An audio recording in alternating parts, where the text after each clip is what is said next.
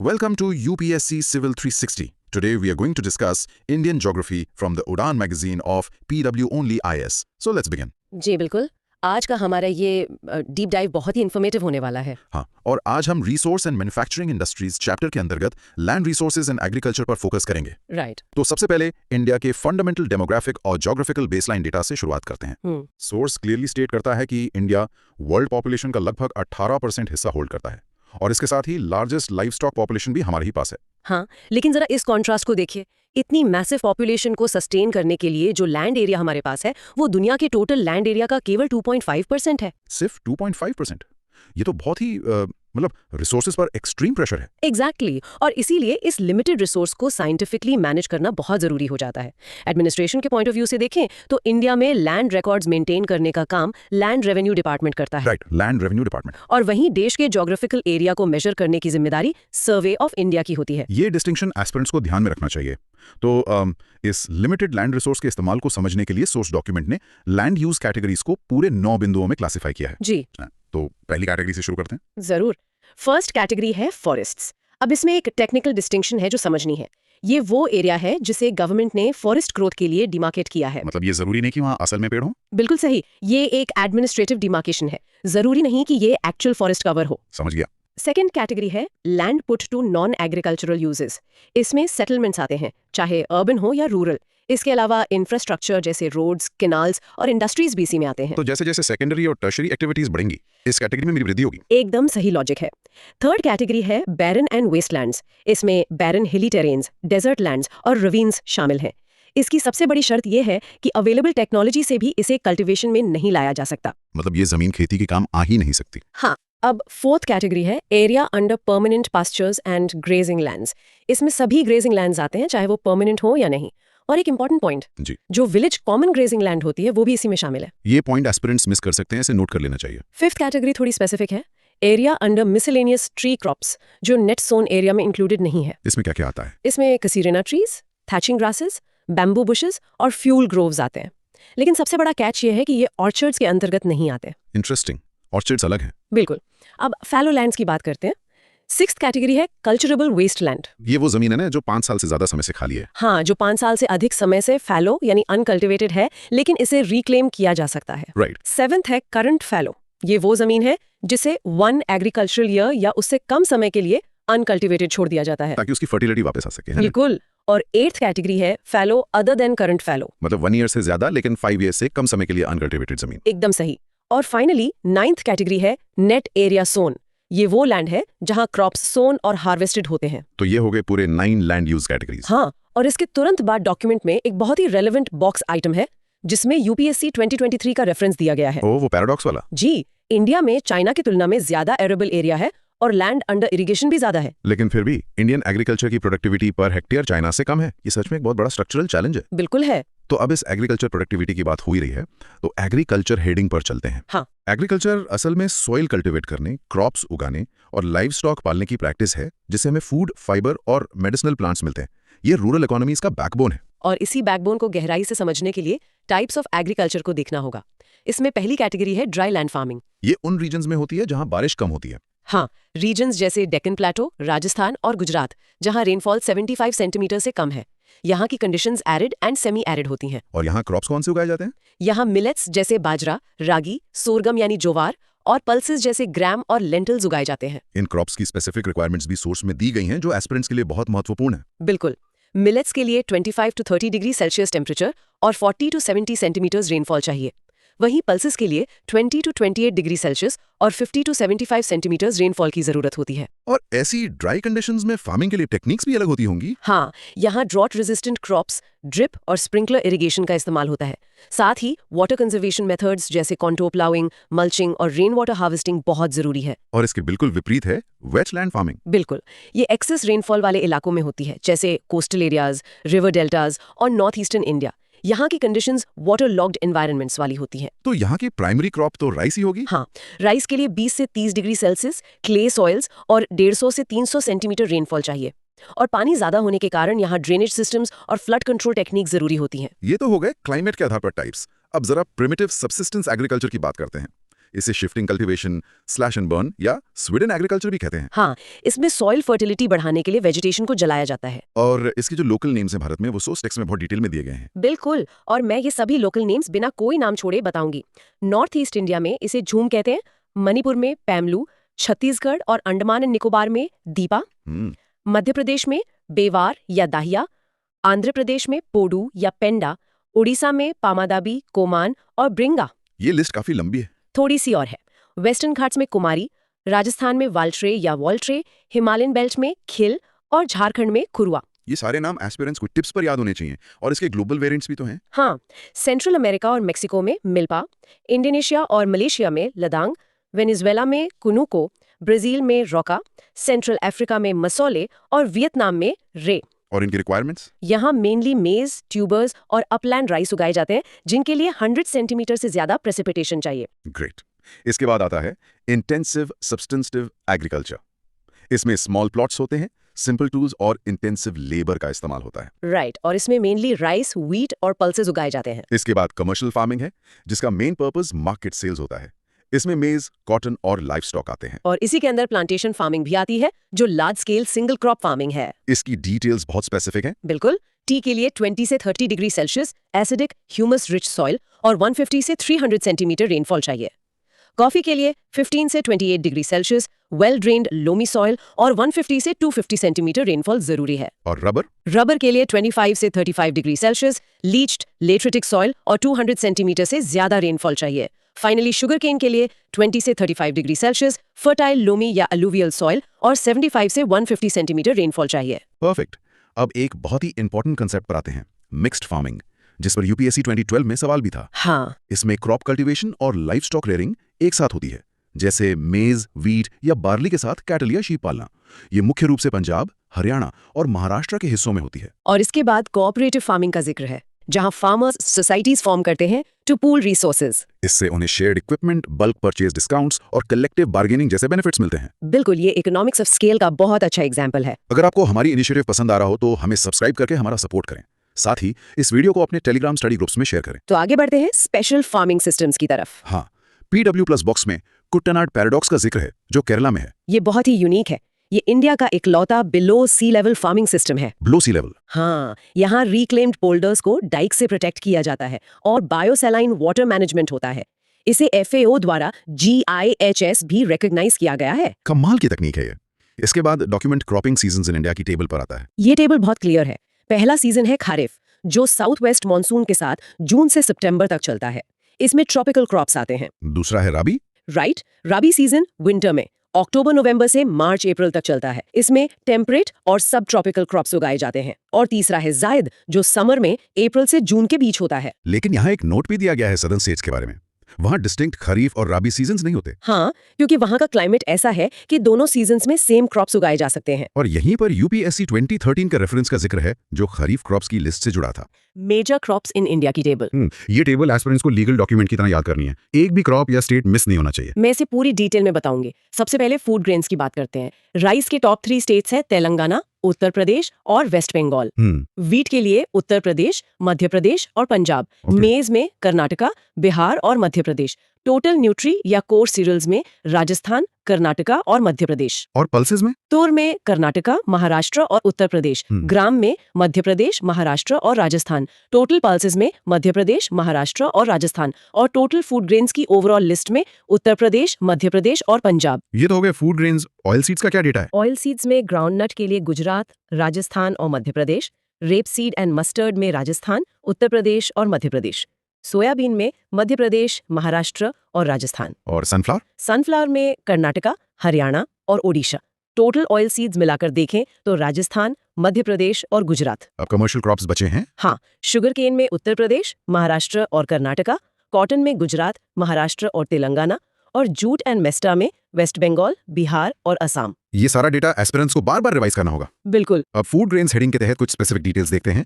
Food grains total crop area का 2/3 हिस्सा घेरते हैं और इन्हें सीरियल्स व पल्सेस में क्लासिफाई किया गया है। सीरियल्स अकेले 54% क्रॉप्ड एरिया लेते हैं और इंडिया, चाइना और USA के बाद 3rd रैंक पर आता है। इसमें फाइन ग्रेन्स जैसे राइस, व्हीट आते हैं और कोर्स ग्रेन्स या मिलेट्स जैसे जवार, बाजरा, मेज, रागी आते हैं। राइस पर तो यूपीएससी 2011 में सवाल भी था। इसकी एग्जैक्ट डिटेल समझना जरूरी है। ये खारीफ क्रॉप है, ट्रॉपिकल ह्यूमिड एरियाज में होती है। और इसके टेम्परेचर रिक्वायरमेंट्स बहुत स्पेसिफिक है। फ्लावरिंग और फर्टिलाइजेशन के लिए 16 to 20 डिग्री सेल्सियस और राइपनिंग के दौरान 18 to 32 डिग्री सेल्सियस चाहिए। रेनफॉल 150 to 300 सेंटीमीटर और सॉइल क्लेई या अलुवियल होनी चाहिए। साथ ही राइस टोटल क्रॉप्ड एरिया का 14th हिस्सा लेता है। 2016 के डेटा के हिसाब से इंडिया चाइना के बाद सेकंड रैंक पर था, वर्ल्ड वाइड 21.6%। और इसे सी लेवल से 2000 मीटर्स के ऑल्टीट्यूड तक उगाया जा सकता है। एक और इंटरेस्टिंग फैक्ट है वेस्ट बंगाल के बारे में। वहाँ की क्लाइमेटिक कंडीशंस ऐसी हैं कि एक ही साल में राइस की 3 फसल ली जा सकती हैं, जिन्हें औस, अमन और बोरो कहते हैं। ये नाम काफी बार एग्जाम्स में दिखते हैं। और डिस्ट्रीब्यूशन मैप भी डॉक्यूमेंट में दिया गया है, जिसे एस्पिरेंट्स को जरूर देखना चाहिए। बिल्कुल। इसी के साथ एक और PW+ बॉक्स है, अपातानी फार्मिंग, जो अरुणाचल प्रदेश में है। ये integrated paddy fish millet system है। हाँ, इसमें कार्प मछलियाँ फील्ड्स को फर्टिलाइज करती हैं, रेज्ड बंड्स का इस्तेमाल होता है और ट्रेडिशनल बोगो बैम्बू इरिगेशन सिस्टम है जो सेडेंट्री, जीरो वेस्ट और हाईली एफिशिएंट है। ये ट्रेडिशनल सिस्टम सच में बहुत सस्टेनेबल है। अब वीट की तरफ बढ़ते हैं। वीट कैल्शियम, थायामीन, राइबोफ्लेविन और आयरन का रिच सोर्स है।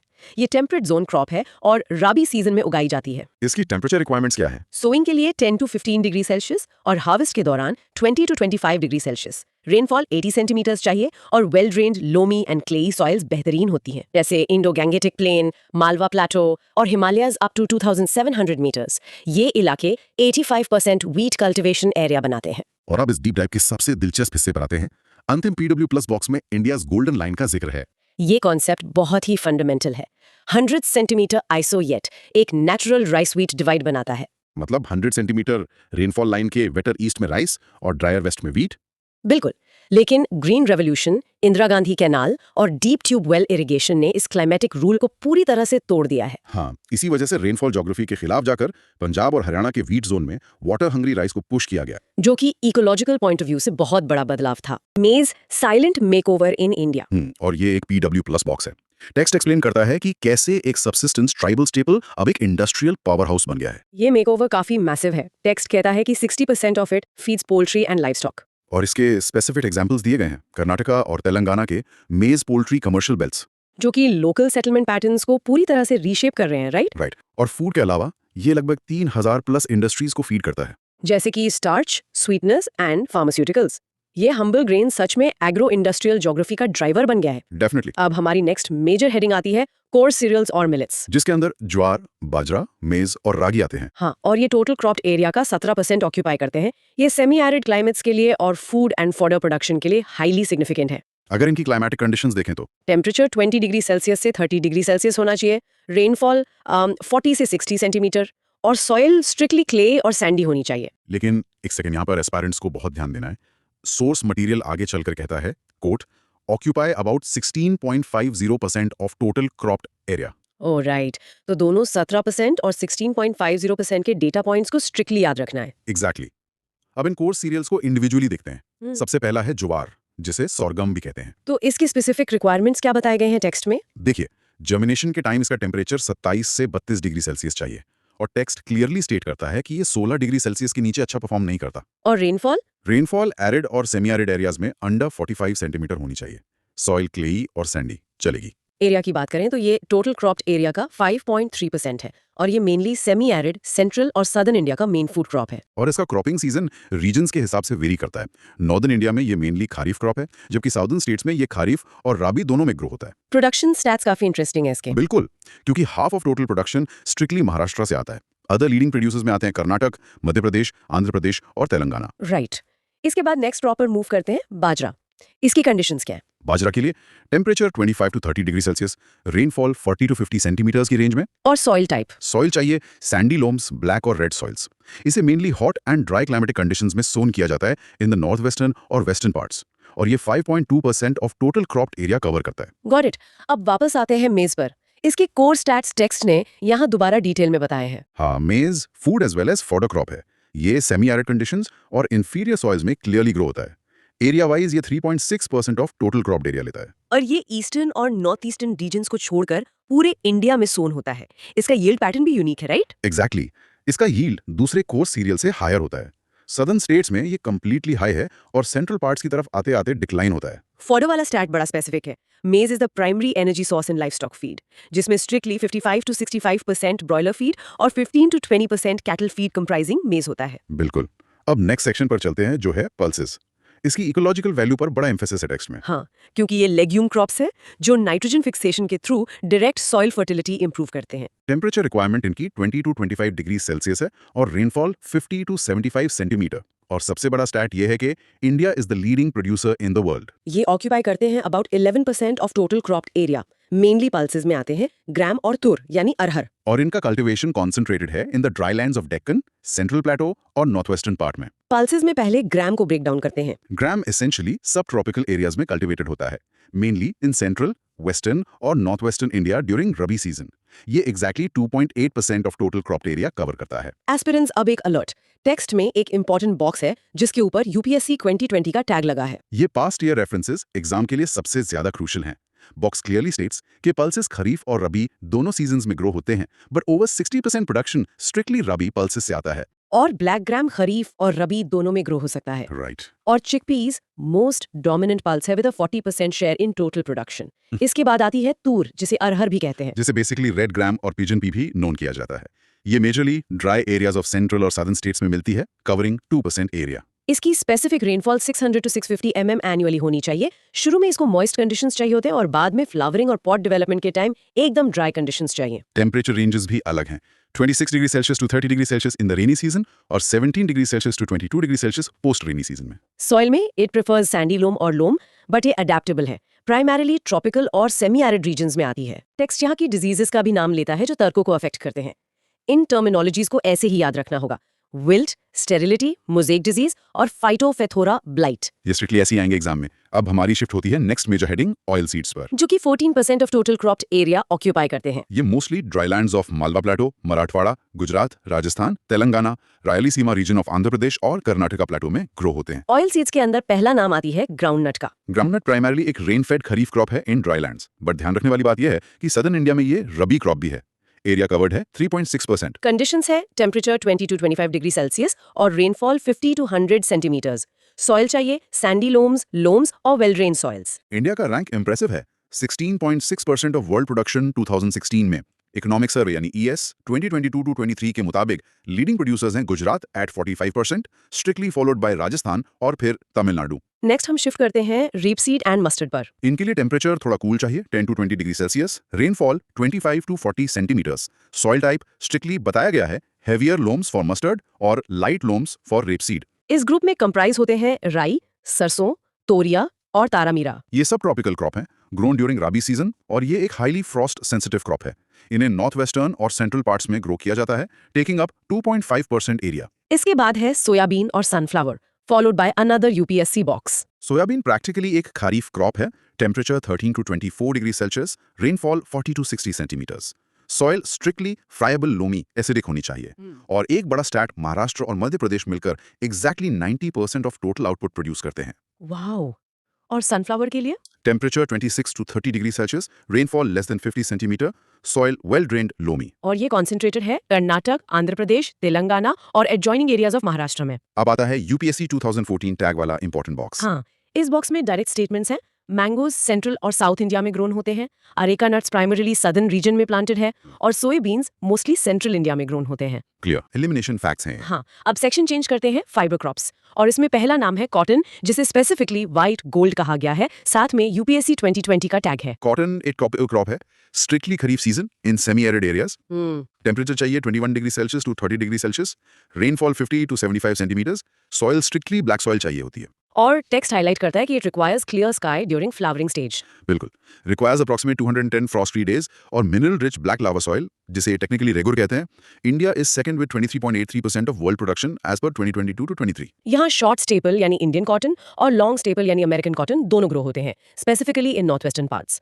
Total area is 4.7%। इंडिया में कॉटन कल्टीवेशन के strictly 3 diverse agro ecological zones हैं। फर्स्ट है नॉर्दर्न जोन, जिसमें पंजाब, हरियाणा और राजस्थान है। सेकंड है सेंट्रल जोन, जिसमें गुजरात, महाराष्ट्र और मध्य प्रदेश आते हैं। थर्ड है southern zone with Telangana, Andhra Pradesh और Karnataka.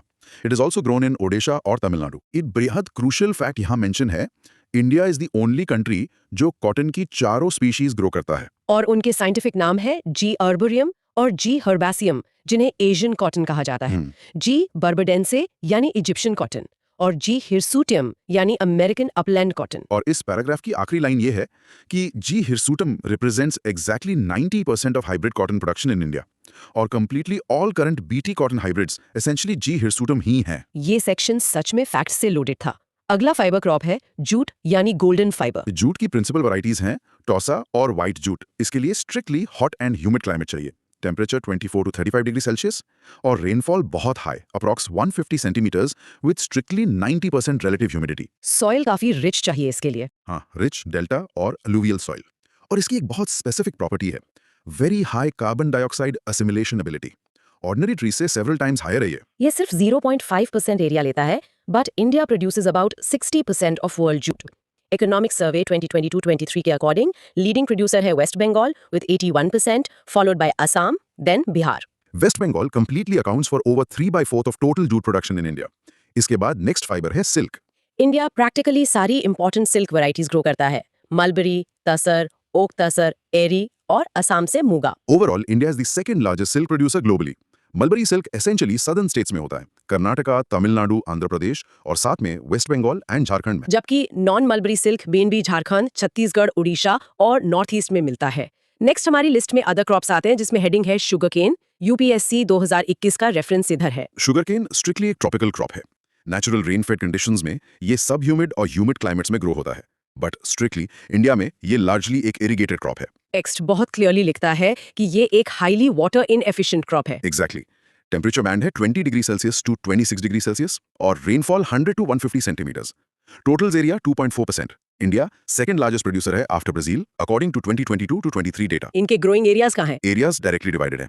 Indo Gangetic plain specifically UP, western India में महाराष्ट्र और गुजरात और सदर्न इंडिया में कर्नाटका, टीएन, तेलंगाना और एपी।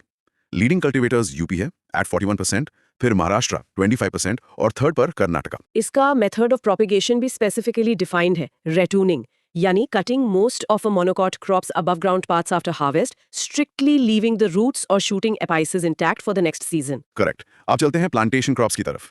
सबसे पहला है T with a direct UPSC 2022 tag. इसका टेम्परेचर रिक्वायरमेंट क्या है? Temperature strictly 24 degree Celsius to 30 degree Celsius. Rainfall heavy चाहिए at least 150 centimeters. Soil essentially forest soil होनी चाहिए, rich in humus और iron. प्रोसेसिंग डिफरेंसेस भी बताए गए हैं यहाँ। Black tea leaves strictly fermented होती हैं, जबकि ग्रीन टी लीव्स अनफर्मेंटेड होती हैं और इन दोनों में रिच कंटेंट ऑफ कैफीन और टैनिन होता है। कल्टीवेशन की ज्योग्राफी देखें तो ये strictly cultivated over hilly areas और well drained soils in humid और सब ह्यूमिड ट्रॉपिक्स और सब ट्रॉपिक्स में होती है। हिस्ट्री में it started in the Brahmaputra सहाली of Assam in the 1840s। फिर उसके बाद it expanded to the sub Himalayan region of waste Bengal, जैसे दार्जिलिंग, जलपाईगुड़ी, कूच बिहार। और later lower slopes of Nilgiri और Cardamom Hills in Western Ghats. India is the leading producer और overall second rank करता है among tea exporting countries globally. 2016 numbers पर 21.1% world production India का है और Assam is essentially a major producer, accounting for about 53.2% of total tea cropped area. Leading producers हैं Assam, waste Bengal और Tamil Nadu. Other states में केरला, त्रिपुरा, कर्नाटका, हिमाचल प्रदेश और उत्तराखंड आते हैं। नेक्स्ट हम शिफ्ट होते हैं कॉफी पर। कॉफी भी essentially एक ट्रॉपिकल प्लांटेशन क्रॉप है। Temperature is 15 degree Celsius to 28 degree Celsius. Rainfall 150 to 200 centimeters. Soil हो चाहिए well drained, friable loamy soil, strictly rich in vegetable mold. India में वैरायटीज हैं अराबिका, रोबस्टा और liberica. एक essential point कि robusta का production explicitly arabica से greater है इंडिया में। इसे ग्रोन किया जाता है under a canopy of thick natural shade in western और ईस्टर्न घाट्स और इसकी concentrated cultivation mainly western Ghats में है, स्पेसिफिकली कर्नाटका, केरला और तमिलनाडु। ग्लोबल रैंक्स देखें तो India produces 3.7% of the world coffee, securing the 7th rank. Karnataka accounts for over 70% of total coffee production unilaterally. Baba Budan hills in Karnataka और Araku valley in Andhra Pradesh essentially famous growing regions है। इसके तुरंत बाद टेक्स्ट फोकस करता है रबर पर और उसके साथ दो क्रूशियल बॉक्सेस हैं। एक पर यूपीएससी 2011 का रेफरेंस है। रबर बेसिकली इक्वेटोरियल रीजन्स में ग्रो होता है, बट टेक्स्ट स्ट्रांगली हाईलाइट करता है कि ट्रॉपिकल और सब ट्रॉपिकल एरियाज ऑफ इंडिया में भी ये ग्रो होता है। Temperature 25 degree Celsius to 35 degree Celsius और रेनफॉल काफी high 152 to 200 centimetres. Soil rich, well drained alluvial और लैटेराइट सॉइल्स। मेजर प्रोड्यूसर्स हैं केरला, तमिलनाडु, कर्नाटका, अंडमान एंड निकोबार आइलैंड्स और गारो हिल्स ऑफ मेघालय। अब वो दो बॉक्सेस कवर कर लेते हैं। पहला बॉक्स डिफाइन करता है क्रॉपिंग इंटेंसिटी यानी सीआई को। It is defined as the number of crops a farmer grows in a given agricultural year, strictly on the same field. ये essentially another means है for intensification of production from the same plot of land. और दूसरा box? ये direct UPSC 2011 से है, about orchids cultivation. Box clearly states कि अरुणाचल प्रदेश के पास most suitable climatic conditions हैं for growing a large variety of orchids, वो भी strictly with minimum cost of production. और ये वहां एक एक्सपोर्ट ओरिएंटेड इंडस्ट्री डेवलप कर सकता है। Very important facts. Mode of occurrence of minerals. Right. अगर हम बिल्कुल बेसिक्स पर जाएं तो एक मिनरल स्ट्रिक्टली एक नेचुरल सब्सटेंस होता है। इसका ओरिजिन ऑर्गेनिक भी हो सकता है और इनऑर्गेनिक भी। लेकिन सबसे इंपॉर्टेंट डिफाइनिंग फैक्टर ये है कि हर मिनरल की डेफिनेट केमिकल और फिजिकल प्रॉपर्टीज होती हैं। बिल्कुल होती हैं। और नेचर में जब हम देखते हैं तो ये रेयरली प्योर फॉर्म में मिलते हैं। ये यूजुअली ओर्स के फॉर्म में आकर करते हैं। हाँ, और लेकिन यहाँ एक कैच है जो एस्पिरेंट्स को ध्यान रखना चाहिए। किसी भी रैंडम रॉक को हम ओर नहीं कह सकते। सही बात है। ओर तभी कहलाएगा जब उसमें मिनरल कंटेंट की कॉन्सेंट्रेशन इतनी सफिशिएंट हो कि उसका एक्सट्रैक्शन इकोनॉमिकली और कमर्शियली वायबल हो सके। What's fascinating here is कि मिनरल्स अर्थ की क्रस्ट में ऐसे ही रैंडमली नहीं बिखरे हुए हैं। इनके अकर करने के 5 मेन फॉर्म्स या पैटर्न्स होते हैं और इन पैटर्न्स के पीछे एक डीप जियोलॉजिकल साइंस है। तो पहला फॉर्म क्या है? पहला फॉर्म हमें क्रैक्स, क्रेविसेस और जॉइंट्स के अंदर मिलता है। ये मेनली इग्नियस और मेटामॉर्फिक रॉक्स में होता है। ओके। जब लिक्विड या गैसेस फॉर्म में मिनरल्स ऊपर आते हैं और ठंडे होकर इन गैप्स में सॉलिडिफाई हो जाते हैं। इसके प्राइम एग्जांपल्स हैं टिन, कॉपर, जिंक और लीड। और दूसरा पैटर्न बिल्कुल अलग है इससे। ये सेडिमेंट्री रॉक्स के स्ट्रेटा यानी लेयर्स में होता है। Right, sedimentary layers. यहाँ मिनरल्स ओवर टाइम डिपॉजिट होते हैं और थिक लेयर्स बनाते हैं, जैसे कोल, जिप्सम, पोटाश सॉल्ट और सोडियम सॉल्ट। और तीसरा तरीका थोड़ा और इंटरेस्टिंग है, जो सरफेस रॉक्स के डीकॉम्पोजिशन से जुड़ा है। होता क्या है इसमें एग्जैक्टली? देखिए, जब वेदरिंग की वजह से रॉक्स के सॉल्युबल कॉन्स्टिट्यूएंट्स का रिमूवल हो जाता है, यानी वो पानी के साथ बह जाते हैं, तो पीछे एक residual mass of weathered material बचता है जिसमें इंपॉर्टेंट ओर्स होते हैं। बॉक्साइट का फॉर्मेशन ठीक इसी प्रोसेस से होता है ना? एग्जैक्टली। बॉक्साइट इसका परफेक्ट एग्जांपल है। चौथा फॉर्म है प्लेसर डिपॉजिट्स। ये सैंड्स में अलुवियल डिपॉजिट्स की तरह अकर करते हैं, स्पेशली रिवरबेड्स के आसपास। इनमें मेनली ऐसे मिनरल्स होते हैं जो नेचुरली हैवी होते हैं और पानी से करोड नहीं होते, जैसे गोल्ड, सिल्वर, टिन और प्लैटिनम। और पांचवा फॉर्म, जो अपने आप में बहुत वास्ट है, वो ओशन वाटर से डिराइव्ड होता है। दुनिया के ओशंस डिसॉल्व मिनरल्स का एक मैसिव रिजर्वॉयर है। Right. Common salt, magnesium, manganese nodules और ब्रोमीन लार्जली उन्हीं ओशन वाटर से हमें मिलते हैं। ये जियोलॉजिकल पैटर्न समझने के बाद अगर हम थोड़ा जूम आउट करें और ग्लोबल डिस्ट्रीब्यूशन ऑफ मिनरल्स पर फोकस करें तो पिक्चर और भी क्लियर होती है। बिल्कुल। डॉक्यूमेंट इसको कॉन्टिनेंट बाय कॉन्टिनेंट ब्रेकडाउन करता है। तो एक ग्लोबल मैप को मेंटली विजुअलाइज करते हैं। मैं शुरू करती हूँ एशिया से। श्योर। एशिया में चाइना, मलेशिया और इंडोनेशिया लीडिंग टिन प्रोड्यूसर्स हैं। सिर्फ टिन ही नहीं, China iron ore, lead, antimony और टंगस्टन की प्रोडक्शन में भी ग्लोबली लीड करता है। एक और माइंड ब्लॉगिंग फैक्ट ये है कि अकेला एशिया कॉन्टिनेंट दुनिया के half of the world tin से भी ज्यादा प्रोड्यूस करता है। वाओ। और यहाँ एक करंट अफेयर्स लिंक बनता है, स्पेशली यूपीएससी 2025 के पर्सपेक्टिव से। इंडोनेशिया स्ट्रिक्टली दुनिया का लार्जेस्ट प्रोड्यूसर ऑफ निकल बन चुका है। ये फैक्ट सीधा प्रीलिम स्टेटमेंट बन सकता है। सही कहा आपने। अब मैप पर थोड़ा वेस्ट की तरफ मूव करते हैं, टुवर्ड्स यूरोप। यूरोप एक डेंसली इंडस्ट्रियलाइज्ड कॉन्टिनेंट रहा है और उसकी वजह वहां की मिनरल वेल्थ है। रशिया, यूक्रेन, स्वीडन और फ्रांस के पास आयरन ओर के लार्ज डिपॉजिट्स हैं। इसके अलावा ज्योग्राफी के ईस्टर्न पार्ट को देखें तो ईस्टर्न यूरोप और यूरोपियन रशिया के रीजन्स में कॉपर, लेड, जिंक, मैंगनीज और निकल के डिपॉजिट्स भी काफी अबंडेंट क्वांटिटी में प्रेजेंट हैं। अगर हम अटलांटिक क्रॉस करके नॉर्थ अमेरिका पहुंचे तो वहां की जियोलॉजिकल स्ट्रक्चर मिनरल डिपॉजिट्स को 3 डिस्टिंक्ट जोन्स में डिवाइड करती है। सही कहा, वो 3 जोन्स। पहला जोन है कैनेडियन रीजन, जो ग्रेट लेक्स के नॉर्थ में लोकेटेड है। इस ठंडे और रगेड टेरेन में आयरन और, निकल, गोल्ड, यूरेनियम और कॉपर के डिपॉजिट्स हैं। और दूसरा प्रोमिनेंट जोन है एपेलिशियन रीजन, जहां प्राइमरीली कोल मिलता है, जिसने अमेरिका की अर्ली इंडस्ट्रियल रेवोल्यूशन को फ्यूल किया है। सही। और तीसरा जोन है वेस्टर्न कॉर्डिलेरा, जो वेस्ट कोस्ट के पैरेलल रन करता है, जहां कॉपर, लेड, जिंक, गोल्ड और सिल्वर के वास्ट डिपॉजिट्स मौजूद हैं। साउथ अमेरिका की बात करें तो वो रिसोर्सेज के मामले में ग्लोबली क्रिटिकल है। ब्राजील के पास हाई ग्रेड आयरन ओर के लार्ज डिपॉजिट्स मौजूद हैं। और टिन के मामले में पेरू, ब्राजील और बोलीविया दुनिया के लार्जेस्ट प्रोड्यूसर्स ऑफ टिन में काउंट होते हैं। अगर हम इलेक्ट्रॉनिक व्हीकल्स और मॉडर्न वायरिंग की बैकबोन यानी कॉपर की बात करें तो चिली और पेरू उसके लीडिंग प्रोड्यूसर्स हैं। इस कॉन्टिनेंट के अर्थ में और भी डिपॉजिट्स हैं, जैसे gold, silver, zinc, chromium, manganese, bauxite, mica, platinum, asbestos और डायमंड। बिल्कुल। और यूपीएससी 2025 एस्पिरेंट्स के लिए एक और मोस्ट क्रूशियल पॉइंट यहां निकल कर आता है। चिली लिथियम का मेजर प्रोड्यूसर है। Yes, the lithium triangle. Exactly. Chile, Argentina और बोलीविया के साथ मिलकर एक रीजन बनाता है जिसे जियोपॉलिटिक्स में लिथियम ट्रायंगल कहा जाता है। फ्यूचर एनर्जी स्टोरेज के लिए ये रीजन सबसे इंपॉर्टेंट होने वाला है। अफ्रीका पर आते हैं, जो इनहेरेंटली एक माइनिंग जायंट है।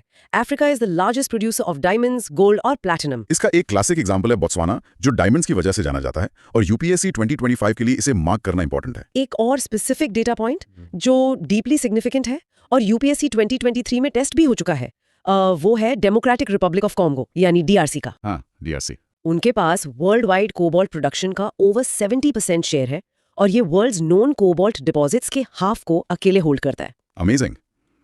इसके अलावा साउथ अफ्रीका, जिम्बाब्वे, जायरे और घाना वर्ल्ड के गोल्ड का एक मैसिव पोर्शन प्रोड्यूस करते हैं। इस कॉन्टिनेंट में copper, iron ore, chromium, uranium और बॉक्साइट भी वाइड स्प्रेड है। एनर्जी रिसोर्सेज यानी ऑयल की बात करें तो ये स्ट्रिक्टली नाइजीरिया, लिबिया और अंगोला में पाया जाता है। मूविंग टू ऑस्ट्रेलिया, ऑस्ट्रेलिया की यूनिक जियोलॉजी उसको बॉक्साइट का largest producer in the world बनाती है। ये gold, diamond, iron ore, tin और निकल का एक लीडिंग प्रोड्यूसर भी है। वहाँ कॉपर, लीड, जिंक और मैंगनीज भी अबंडेंट है। ऑस्ट्रेलिया के दो एरियाज कैलगोरली और कूलगाड़ी स्पेसिफिकली गोल्ड के लार्जेस्ट डिपॉजिट्स के लिए प्रैक्टिकली सिनोनिमस बन चुके हैं। इन एग्जैक्ट नामों को डॉक्यूमेंट हाईलाइट करता है। और आखिर में एक ऐसी जगह जहां माइनिंग करंटली अलाउड नहीं है बट रिजर्व्स एनॉर्मस हैं, अंटार्कटिका। हाँ, वहाँ ट्रांस एंटार्क्टिक माउंटेन्स की डीप फ्रीज में कोल के डिपॉजिट्स हैं। और ईस्ट अंटार्कटिका के प्रिंस चार्ल्स माउंटेन्स के पास आयरन ओर के फोरकास्टेड डिपॉजिट्स हैं। डॉक्यूमेंट स्टेट करता है कि वहां कमर्शियल क्वांटिटीज में आयरन ओर, गोल्ड, सिल्वर और ऑयल की क्लियर प्रेजेंस है। Right. If we connect this global pattern to the local geology, अब हम डॉक्यूमेंट के next major section distribution of minerals in India पर आते हैं। मिनरल मैप ऑफ इंडिया को प्रॉपर्ली एनालाइज करने पर एक ब्रॉड जियोलॉजिकल रूल समझ आता है। इंडिया के वर्चुअली सभी valuable minerals pre Palaeozoic age के हैं, यानी बहुत ही पुराने जियोलॉजिकल फॉर्मेशंस। और ये जनरली पेनिनसुलर इंडिया के मेटामॉर्फिक और इग्नियस रॉक से एसोसिएटेड है। एक कॉन्ट्रास्टिंग फैक्ट ये है कि नॉर्थ इंडिया का जो वास्ट अलूवियल प्लेन ट्रैक्ट है वो ऐसे इकोनॉमिक मिनरल से ऑलमोस्ट कंप्लीटली डिवॉइड है। वहां इनकी प्रेजेंस इसलिए नहीं है क्योंकि रिवर्स ने थाउजेंड्स ऑफ इयर्स में वहां थिक सिल्ट और सेडिमेंट डिपॉजिट कर दिया है। तो इसका ज्योग्राफिकल इम्प्लीकेशन क्या होता है? जो पेनिनसुलर रॉक्स हैं वहां हमें coal, metallic minerals in old crystalline rocks और माइका मिलते हैं। वहीं जो सेडिमेंट्री रॉक्स पेनिनसुला के वेस्टर्न और ईस्टर्न फ्लैंक्स पर हैं, जैसे गुजरात और असम के रीजन्स में, वहां बेसिकली पेट्रोलियम मिलता है। और ऑफशोर एरियाज की बात करें तो लैंड से दूर ओशन में मुंबई हाई पेट्रोलियम डिपॉजिट्स का एक वेरी मेजर सोर्स है। डिस्ट्रीब्यूशन के हिसाब से इंडिया में economic minerals generally 4 broad belts में कॉन्सेंट्रेटेड पाए जाते हैं। इन 4 बेल्ट्स का क्लियर कैटेगराइजेशन एग्जामिनेशन के लिए फंडामेंटल है। तो पहली बेल्ट कौन सी है? पहली और सबसे रिच बेल्ट है the north eastern plateau reason. ये रीजन छोटा नागपुर यानी झारखंड, उड़ीसा प्लेटो, वेस्ट बंगाल और पार्ट्स ऑफ छत्तीसगढ़ पर एक्सटेंड करता है। एक रिमार्केबल स्टैटिस्टिकल फैक्ट ये है कि कंट्री के 97% कोल रिजर्व्स मेनली दामोदर, सोन, महानदी और गोदावरी वैलीज में अकर करते हैं। बिल्कुल, यहाँ आयरन ओर, कोल, मैंगनीज, बॉक्साइट और माइका सब मिलते हैं। यही प्राइमरी रीजन है कि इंडिया की major iron and steel industries exactly इसी रीजन में कॉन्सेंट्रेटेड हैं। दूसरी मेजर बेल्ट है the south western plateau region. Map पर साउथवर्ड मूव करें तो ये कर्नाटका, गोवा, कंटिगियस तमिलनाडु अपलैंड्स और केरला को ज्योग्राफिकली कवर करती है। ये बेल्ट प्रोमिनेंटली फेरस मेटल्स और बॉक्साइट में रिच है। यहाँ high grade iron ore, manganese और लाइमस्टोन थॉरली मिलता है। गोवा के पास अपने मैसिव आयरन ओर डिपॉजिट्स हैं। इस बेल्ट की एक इंटरेस्टिंग जियोलॉजिकल खासियत ये है कि यहाँ कोल डिपॉजिट्स कंप्लीटली लैक करते हैं। इसका एक सिंगल एक्सेप्शन सिर्फ नेवेली लिग्नाइट है। कोस्टल एरियाज पर आएं तो केरला में मोनाजाइट, थोरियम और बॉक्साइट क्ले के हाईली स्पेशलाइज्ड डिपॉजिट्स पाए जाते हैं। तीसरा इंपॉर्टेंट रीजन है द नॉर्थ वेस्टर्न रीजन। ये वेस्टर्न साइड पर राजस्थान के आरावली रेंजेस से लेकर पार्ट्स ऑफ गुजरात तक फैला है और इस बेल्ट के minerals specifically Dharwad system of rock से जेनेटिकली एसोसिएटेड है। यहाँ कॉपर और जिंक मेजर हाईलाइट हैं। राजस्थान अपने आप में बिल्डिंग स्टोन्स जैसे सैंडस्टोन, ग्रेनाइट और मार्बल में एक्सेप्शनली रिच है। उसके ड्राई लैंडस्केप में जिप्सम और फुलर्स अर्थ के एक्सटेंसिव डिपॉजिट्स भी एग्जिस्ट करते हैं। डोलोमाइट और लाइमस्टोन यहाँ लोकली सीमेंट इंडस्ट्री को एसेंशियल रॉ मटेरियल्स प्रोवाइड करते हैं। गुजरात अपने सेडिमेंट्री बेसिस पर पेट्रोलियम डिपॉजिट्स के लिए वेल नोन है। और एक यूनिक कॉमनैलिटी ये है कि गुजरात और राजस्थान दोनों के ही पास एनवायरनमेंट की वजह से सॉल्ट के रिच सोर्सेज हैं। और चौथी बेल्ट है द हिमालयन बेल्ट, जो जियोलॉजिकली काफी यंग है। इस बेल्ट के रगेड ईस्टर्न और वेस्टर्न पार्ट्स में स्कैटर्ड फॉर्म में कॉपर, लीड, जिंक, कोबाल्ट और टंगस्टेन अकर करते हैं। आसाम वैली को भी ज्योग्राफिकली इस ब्रॉड बेल्ट के एनालिसिस में इंक्लूड किया गया है, जहां mineral oil deposits prominently feature होते हैं। ज्योग्राफी और लोकेशन के बाद आगे बढ़ते हैं टाइप्स ऑफ मिनरल रिसोर्सेज पर। डॉक्यूमेंट इन रिसोर्सेज को 4 अलग-अलग जियोलॉजिकल बेसिस पर कैटेगराइज करता है। पहला बेस है बेस्ड ऑन कैरेक्टरिस्टिक्स, और इस एग्जैक्ट टॉपिक पर यूपीएससी 2019 और 2020 में डायरेक्टली फोकस किया गया था। इस फ्रेमवर्क में हम मेजर मिनरल्स और माइनर मिनरल्स को डिफाइन करते हैं। मेजर मिनरल्स अर्थ क्रस्ट में ज्यादा अबंडेंट होते हैं ना? हाँ, इनके क्लासिक एग्जांपल्स हैं coal, iron ore, bauxite, copper, gold, limestone, chromite, kyanite और सिल्मेनाइट। क्योंकि ये मिनरल्स किसी भी नेशन की इकोनॉमी और इंडस्ट्रियल डेवलपमेंट के लिए क्रूशियल होते हैं, इन्हें सेंट्रल गवर्नमेंट द्वारा डायरेक्टली रेगुलेटेड किया जाता है। इसके कॉन्ट्रास्ट में आती है माइनर मिनरल्स की कैटेगरी। ये टिपिकली स्मॉलर क्वांटिटीज में अकर करते हैं और इनका नीश एप्लीकेशंस में यूज होता है। Exactly. Mica, garnet, barite, talc, beryl और सिलिका सैंड को इस कैटेगरी में रख सकते हैं। एक वाइटल लेजिस्लेटिव पॉइंट ये है कि ये minor minerals mines and minerals development and regulation act 1957 में स्पेसिफिकली मेंशन नहीं है। इनको रेगुलेट करने की पूरी पावर एक्सक्लूसिवली स्टेट गवर्नमेंट्स के पास होती है, ताकि इन माइनर मिनरल्स की इलीगल माइनिंग को रिगरसली रोका जा सके। इस माइनर कैटेगरी के अंदर भी फर्दर सब कैटेगरीज हैं। बिल्डिंग स्टोन्स, जिसमें ग्रेनाइट, मार्बल, सैंडस्टोन, लाइमस्टोन आते हैं। क्ले मिनरल्स जैसे क्ले, बेंटोनाइट और खाओलिन, और अदर मिनरल्स जिसमें जिप्सम, सिलिका सैंड, ग्रेवल और जेमस्टोन्स शामिल हैं। दूसरा बेस ऑफ क्लासिफिकेशन बिल्कुल स्ट्रेट फॉरवर्ड है, बेस्ड ऑन मेटालिक कंटेंट। इसमें पहले आते हैं मेटालिक मिनरल्स, जिनको प्योरली उनके फंडामेंटल मेटल कंटेंट के लिए एक्सट्रैक्ट किया जाता है। गोल्ड, सिल्वर, कॉपर, आयरन और जिंक, लेड और एल्यूमिनियम इसकी लिस्ट बनाते हैं। इनको आइडेंटिफाई करना इजी है क्योंकि इनकी प्रॉपर्टी में कैरेक्टरिस्टिक मेटालिक लस्टर और naturally high electrical and thermal conductivity होती है। कंस्ट्रक्शन, मैन्युफैक्चरिंग में ये हाईली सिग्निफिकेंट है। और एक बात, इनके यूज से पहले इनमें मैंडेटरी स्मेल्टिंग या रिफाइनिंग प्रोसेसेस इन्वॉल्व होती हैं। दूसरे हैं नॉन मेटालिक मिनरल्स। इनमें डायरेक्टली कोई मेटालिक एलिमेंट्स और वैसा लस्टर नेचुरली लैक करता है। इनके प्योर एग्जांपल्स हैं quartz, feldspar, mica, calcite, talc, gypsum और डायमंड। इनका major industrial use construction, advanced ceramics और ग्लास मेकिंग में होता है। फिजिकल नेचर की बात करें तो ये जनरली ब्रिटल होते हैं। इनमें मैलिएबिलिटी या डक्टिलिटी नहीं होती और एज एक्सपेक्टेड इनकी कंडक्टिविटी काफी लोअर होती है। तीसरा classification manufacturing point of view से बहुत इंपॉर्टेंट है, बेस्ड ऑन आयरन कंटेंट। जैसा नाम सजेस्ट करता है, फेरस मिनरल्स में आयरन स्पेसिफिकली एक प्रोमिनेंट पार्ट होता है। आयरन ओर, जिसमें हीमेटाइट और मैग्नेटाइट शामिल हैं, इसका प्राइम एग्जाम्पल है, और उसके साथ मैंगनीज, क्रोमियम और निकल भी इसी ग्रुप में आते हैं। Heavy industries, specially steel production के लिए ये एब्सोल्युटली क्रूशियल हैं। इनकी मटेरियल प्रॉपर्टीज में इनहेरेंटली मैग्नेटिक होना, केमिकली स्ट्रॉन्ग और फिजिकल फॉर्म में ड्यूरेबल होना शामिल है। पर एक सिग्निफिकेंट वल्नरेबिलिटी ये है कि मॉइस्चर से एक्सपोज होने पर ये जल्दी रस्टिंग और करोशन के लिए नेचुरली ससेप्टेबल होते हैं। राइट। दूसरी तरफ है नॉन फेरस मिनरल्स। इनमें आयरन स्पेसिफिकली मेन कंस्टिट्यूएंट नहीं होता।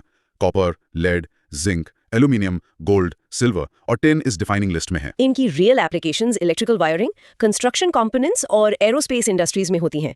इनमें मैग्नेटिक प्रॉपर्टीज लैकिंग होती हैं, बट इनका सबसे बड़ा एडवांटेज ये है कि ये रस्टिंग और कोरोशन को स्ट्रांगली रेजिस्ट करते हैं। और चौथा कैटेगराइजेशन जियोलॉजिकली उनकी हिस्ट्री पर बेस्ड है, बेस्ड ऑन ओरिजिन। एक है ऑर्गेनिक ओरिजिन, जहां मिनरल्स प्राइमरीली एंशिएंट प्लांट या एनिमल ऑर्गेनिक मटेरियल से डिराइव्ड होते हैं। इस लिस्ट में कोल, पेट्रोलियम और पीट डायरेक्टली आते हैं क्योंकि ये लिटरली फॉसिलाइज्ड ऑर्गेनिक रिमेन्स हैं। दूसरा है इनऑर्गेनिक ओरिजिन। ये उन मिनरल्स को क्लासिफाई करता है जो कॉम्प्लेक्स जियोलॉजिकल प्रोसेसेस से स्लोली फॉर्म होते हैं और इनके इंटरनल स्ट्रक्चर में बायोलॉजिकल ओरिजिन क्लियरली लैक करता है। इनके एग्जांपल्स में quartz, limestone, graphite, feldspar, gypsum और माइका फर्मली शामिल हैं। So now document के मुताबिक let's zoom in specifically on metallic minerals, ferrous minerals and iron ore. Ferrous minerals का इकोनॉमिक वेट इस फैक्ट से पता चलता है कि ये मेटालिक मिनरल्स के टोटल वैल्यू ऑफ प्रोडक्शन का अराउंड 3/4 शेयर प्रैक्टिकली अकाउंट करते हैं। इंडिया फेरस मिनरल्स के कॉन्टेक्स्ट में रिजर्व्स और प्रोडक्शन दोनों ही क्रिटिकल एस्पेक्ट्स में वेल प्लेस्ड है। Iron ore types and uses को केमिकली ब्रेक डाउन करते हैं। इसके प्रैक्टिकली 4 मेन फॉर्म्स एग्जिस्ट करते हैं। पहला और सबसे सुपीरियर है मैग्नेटाइट, जिसका केमिकल फॉर्मूला Fe3O4 है। इसमें प्योरली 72% आयरन कंटेंट होता है और अपने बेस्ट मैग्नेटिक क्वालिटीज की वजह से ये स्पेसिफिकली इलेक्ट्रॉनिक इंडस्ट्रीज में एक्सटेंसिवली यूज होता है। दूसरा टाइप है हेमेटाइट यानी Fe2O4। इसमें आयरन कंटेंट एग्जैक्टली 60-70% की रेंज में होता है और इकोनॉमिकली यही सबसे ज्यादा इंपॉर्टेंट है क्योंकि आयरन एंड स्टील इंडस्ट्रीज इसी को सबसे ब्रॉडली यूटिलाइज करती हैं। तीसरा वेरिएंट है लिमोनाइट, फॉर्मूला FeOH.NH2O के साथ। इसमें थोड़ा लोअर 40-60% आयरन कंटेंट है और ये स्पेशली पेंट्स के लिए पिगमेंट के तौर पर केमिकली सर्व करता है। चौथा है सिडराइट यानी FeCO3। इसमें आयरन सिर्फ 40-50% होता है और बेसिकली ये एक सोर्स ऑफ मैंगनीज की तरह फंक्शनली एक्ट करता है। डॉक्यूमेंट परफेक्टली क्लियर करता है कि इंडिया में स्ट्रिक्टली 2 मेन टाइप्स जो प्रीडोमिनेंटली पाए जाते हैं वो हेमेटाइट और मैग्नेटाइट हैं। अब अगर हम स्पेसिफिक डिस्ट्रीब्यूशन इन इंडिया पर फोकस करें तो मैप एकदम क्लियर है। इंडिया की iron ore mines mainly country के नॉर्थ ईस्टर्न प्लेटो रीजन में एक्सप्लिसिटली कोल फील्ड्स के क्लोज प्रॉक्सिमिटी में आकर करती हैं। एक स्टैटिस्टिकल माइलस्टोन जो डायरेक्टली यूपीएससी 2018 से रिलेटेड है वो ये है कि staggering 95% of total reserves strictly सिर्फ कुछ ही स्टेट्स में क्लियरली लोकेटेड हैं। ओडिशा, राजस्थान, झारखंड, छत्तीसगढ़, कर्नाटका, गोवा, तेलंगाना, आंध्र प्रदेश और तमिलनाडु। डॉक्यूमेंट ने मेजर आयरन ओर बेल्ट्स का एक एग्जॉस्टिव स्टेट वाइज ब्रेकडाउन दिया है और एस्पिरेंट्स को ये ज्योग्राफिकली ट्रेस करना चाहिए। चलिए एक सिस्टमैटिक मेंटल मैप क्रिएट करते हैं बिना एक भी लोकेशन स्किप किए। मैं ट्रेस करती हूँ। शुरुआत ईस्टर्न कोस्ट यानी ओडिशा से करते हैं। यहाँ आयरन और बेसिकली सुंदरगढ़, मयूरभंज और झार के स्पेसिफिक हिल रेंजेस में मिलता है। वहाँ की इंपॉर्टेंट माइंस हैं गुरुमहिसानी, सुलाईपाट और बदाम पहाड़, जो तीनों मयूरभंज डिस्ट्रिक्ट में है। और उसके बाद किरूबुरु, जो एक्चुअली केंदुझार में है, और फर्मली बोनाई, जो सुंदरगढ़ में लोकेटेड है। फिर हम बॉर्डर क्रॉस करके झारखंड आते हैं, जहाँ प्योरली इंपॉर्टेंट माइंस हैं नोमुंडी और गोवा। आगे छत्तीसगढ़ रीजन की तरफ चलते हैं तो वहाँ स्पेसिफिकली दंतेवाड़ा और बैलादिला प्रोमिनेंट है। इसके प्रिसाइजली साथ ही दुर्ग डिस्ट्रिक्ट में डाली और राजहरा डेफिनेटिवली आते हैं। और इस मेंटल मैप को ज्योग्राफिकली साउथ की तरफ ले चलें तो कर्नाटका एक मैसिव प्लेयर है। वहाँ बेल्लारी डिस्ट्रिक्ट में extensively संदूर, Hospet area, Chikmagalur district में फिजिकली बाबा बुडान हिल्स और कुद्रेमुख, और बिल्कुल इनके साथ ही शिवमोगा, चित्रादुर्गा और टुमकुर डिस्ट्रिक्ट्स रीजनली आते हैं। वेस्ट की तरफ महाराष्ट्र में केयरफुली नोट करने वाले डिस्ट्रिक्ट्स हैं चंद्रपुर, भंडारा और रत्नागिरी। तेलंगाना स्टेट में डेफिनेटली करीमनगर और वारंगल डिस्ट्रिक्ट। आंध्र प्रदेश में स्पेसिफिकली कुर्नूल, कुडप्पा और अनंतपुर डिस्ट्रिक्ट्स आइडेंटिफाई किए गए हैं। तमिलनाडु के रीजन में टोटली सालेम और नीलगिरीज डिस्ट्रिक्ट्स को मैप किया गया है। नॉर्थ में वापस देखें तो राजस्थान में भीलवाड़ा एसेंशियली एक इंपॉर्टेंट प्रोड्यूसर है, और वेस्ट कोस्ट पर हिस्टोरिकली गोवा भी डेफिनेटली एक इंपॉर्टेंट प्रोड्यूसर के रूप में सिग्निफिकेंटली इमर्ज हुआ है। इस लोकल डोमिनेंस को अगर ग्लोबल आयरन और प्रोडक्शन के वाइडर स्केल पे मेजर करें तो इंडिया एसेंशियली हेमाटाइट का सेकंड लार्जेस्ट प्रोड्यूसर कंसिस्टेंटली है, ठीक, रशिया की क्लोजली बाद। बाकी ग्लोबली सिग्निफिकेंट रीजन्स की बात करें तो नेचुरली अफ्रीका कॉन्टिनेंट में लिबियरिया, साउथ अफ्रीका और अल्जीरिया एक्टिवली फीचर करते हैं। चाइना की definitely massive reserves extensively Shenyang, Manchuria, Wuhan, Tayeh और स्पेसिफिकली हाइनान आइलैंड में स्ट्रेटेजिकली डिस्ट्रीब्यूटेड है। ऑस्ट्रेलिया एग्जैक्टली अपनी enormous reserves predominantly western Australia में फर्मली होल्ड करता है। साउथ अमेरिका के ज्योग्राफिकली डाइवर्स कॉन्टिनेंट में ब्राजील डेफिनेटली एक प्राइमरी की प्लेयर है। नॉर्थ अमेरिका में ग्लोबली यूएसए और स्पेसिफिकली कनाडा के पास कलेक्टिवली ग्रेट लेक्स एरिया में डेफिनेटली रिच डिपॉजिट्स नेचुरली हैं। रशिया के वास्ट लैंडस्केप में की areas structurally Kerch peninsula, Kursk region और प्रैक्टिकली यूराल माउंटेन्स हैं। यूरोप में clearly major reserves historically Sweden और स्पेसिफिकली फ्रांस में एक्टिवली एग्जिस्ट करती हैं, जिसमें एसेंशियली जर्मनी की हेवीली इंडस्ट्रियलाइज्ड राइन वैली और फ्रांस की एक्सक्लूसिवली लोरेन, नॉर्मंडी और प्रैक्टिकली पिरेनेज रीजन्स कॉम्प्रिहेंसिवली शामिल हैं। नेक्स्ट वाइटल हेडिंग है मैंगनीज। ये लॉजिकली आयन के साथ क्लोजली चलता है क्योंकि मैंगनीज हिस्टोरिकली आयन ओर को स्मेल्ट करने के लिए एक क्रिटिकली इंपॉर्टेंट रॉ मटेरियल है। एक सिंपल इंडस्ट्रियल मेट्रिक ये है कि स्पेसिफिकली 1 टन स्टील बनाने के लिए लगभग purely 10 kg Mn strictly use होता है। ये बेसिकली स्ट्रॉन्ग फेरोमैंगनीज अलॉयज बनाने के काम आता है, और इसका wider use universally bleaching powder, heavily in insecticides और पेंट्स की कमर्शियल मैन्युफैक्चरिंग में होता है। जियोलॉजिकल टर्म्स में देखा जाए तो manganese deposits broadly practically all geological formations में कॉमनली मिलते हैं, लेकिन साइंटिफिकली उनका main association specific Dharwar system of rocks से कंप्लीटली है। इंडिया में इकोनॉमिकली इसके प्रोड्यूसर्स ज्योग्राफिकली काफी स्कैटर्ड हैं। सेंट्रल इंडिया में स्पेसिफिकली मध्य प्रदेश के रीजनली बालाघाट, छिंदवाड़ा, निमार, मंडला बेल्ट और इंडिविजुअली झाबुआ डिस्ट्रिक्ट्स एग्जैक्टली आते हैं। डॉक्यूमेंट स्पेसिफिकली स्टेट करता है कि टेक्निकली ओडिशा इसका ग्लोबली लीडिंग प्रोड्यूसर करंटली है। वहां के major active mines strictly Bonai, Kendujhar, Sundargarh, Gangpur, Koraput, Kalahandi और स्पेसिफिकली बोलांगीर में ऑफिशियली लोकेटेड हैं। साउथ इंडिया में स्पेसिफिकली कर्नाटका स्टेट के प्रैक्टिकली धारवाड़, बेल्लारी, बेलगांव, नॉर्थ कनारा, चिकमंगलूर, शिमोगा, चित्रदुर्ग और लॉजिकली टुमकुर डिस्ट्रिक्ट्स कॉम्प्रिहेंसिवली आते हैं। वेस्ट में स्पेसिफिकली महाराष्ट्र के एग्जैक्टली नागपुर, भंडारा और प्योरली रत्नागिरी डिस्ट्रिक्ट्स एक्सप्लिसिटली आते हैं। इसके बिल्कुल अलावा तेलंगाना, स्पेसिफिकली गोवा और officially Jharkhand genuinely other minor producers हैं। अगर इस कॉम्प्लेक्स डिस्ट्रीब्यूशन को exact state wise distribution percentage में एक्यूरेटली डिकोड करें तो officially Odisha practically topper firmly है, स्ट्रिक्टली 44% प्रोडक्शन के साथ। फिर geographically Karnataka precisely 22%, Madhya Pradesh exactly 13% और महाराष्ट्र स्ट्रिक्टली 8%। इसके बाद एसेंशियली आंध्र प्रदेश प्योरली 4%, जबकि झारखंड और Goa exactly 3% strictly each hold करते हैं, और remaining technically 3% basically Rajasthan, Gujarat और वेस्ट बंगाल में इवनली डिवाइडेड है। और अगर प्रिसाइसली ग्लोबल रिजर्व्स के इंटरनेशनल लेंस से देखा जाए तो साउथ अफ्रीका, यूक्रेन और ऑस्ट्रेलिया के पास genuinely largest reserves currently officially हैं। Abundant deposits geographically Ukraine, Caucasus Mountains, Urals और रिपब्लिक ऑफ जॉर्जिया में नेचुरली मिलते हैं। लीडिंग प्रोड्यूसर्स की इंटरनेशनली बात करो तो डेफिनेटली चाइना और इंडिया का नाम आता है। जबकि अदर मेजर प्रोड्यूसर्स में प्रैक्टिकली ऑस्ट्रेलिया, घाना, गैबोन, मोरक्को और साउथ अफ्रीका कंप्लीटली शामिल हैं। फेरस सेक्शन कवर करने के बाद अब एक्सप्लिसिटली नॉन फेरस मिनरल्स की ब्रॉड कैटेगरी की तरफ लॉजिकली शिफ्ट करते हैं। जैसा हमने पहले क्लासिफाई किया था, इनमें आयरन कंटेंट फिजिकली नहीं होता, जिसके एग्जांपल्स हैं कॉपर, बॉक्साइट, लीड, जिंक और गोल्ड। एक इकोनॉमिकली अनडिनाइबल ग्राउंड रियलिटी ये है कि इंडिया की रिजर्व्स और production of these minerals is not very satisfactory. Generally bauxite इसका एक पॉजिटिव एक्सेप्शन है। सबसे पहले स्पेसिफिकली कॉपर को लॉजिकली, जियोग्राफिकली एनालाइज करते हैं। इंडिया स्टेटिस्टिकली कॉपर की रिजर्व और प्रोडक्शन में क्रिटिकली डेफिशिएंट है, क्योंकि ये केमिकली मैलेबल, डक्टाइल और एक डेफिनेटली गुड कंडक्टर है। Copper primarily electrical cables, electronics और केमिकल इंडस्ट्रीज में एक्सटेंसिवली यूज होता है, और इसे गोल्ड के साथ मिक्स किया जाता है तो mathematically provide strength to jewellery. India में basically economically copper rich regions बहुत लिमिटेड है।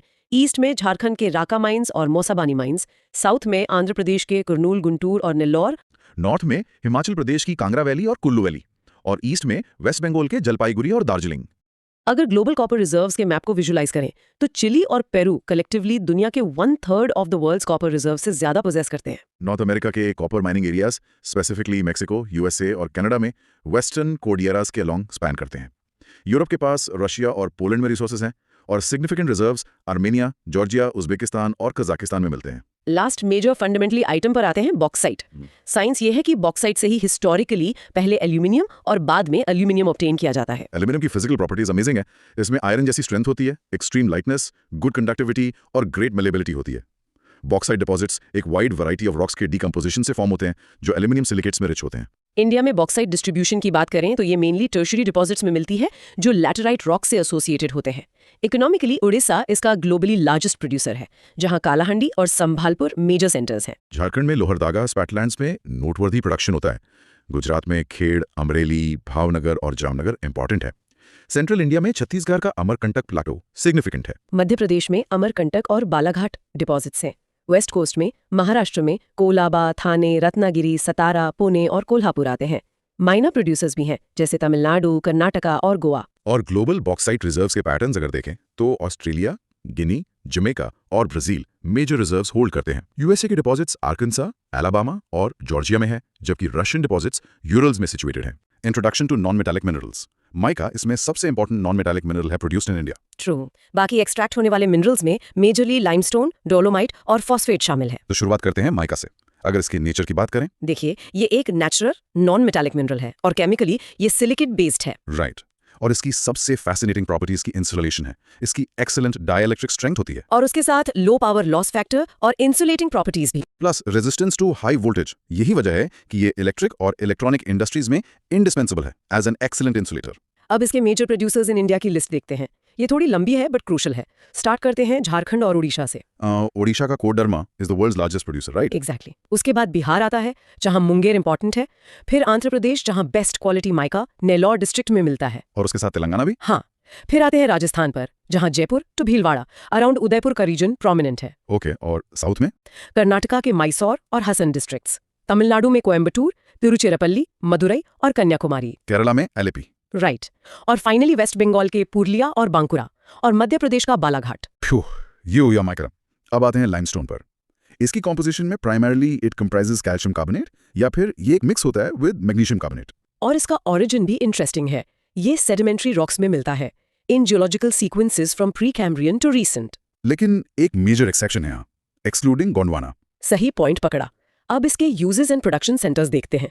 लाइमस्टोन का 75% यूज तो सीधा सीमेंट इंडस्ट्री में है, और 16% आयरन एंड स्टील में एज फ्लक्स, 4% केमिकल्स में, और बचा हुआ पेपर, शुगर, फर्टिलाइजर्स आदि में। इसके production centres mainly Madhya Pradesh, Rajasthan, Andhra Pradesh, Gujarat, Chhattisgarh और तमिलनाडु हैं।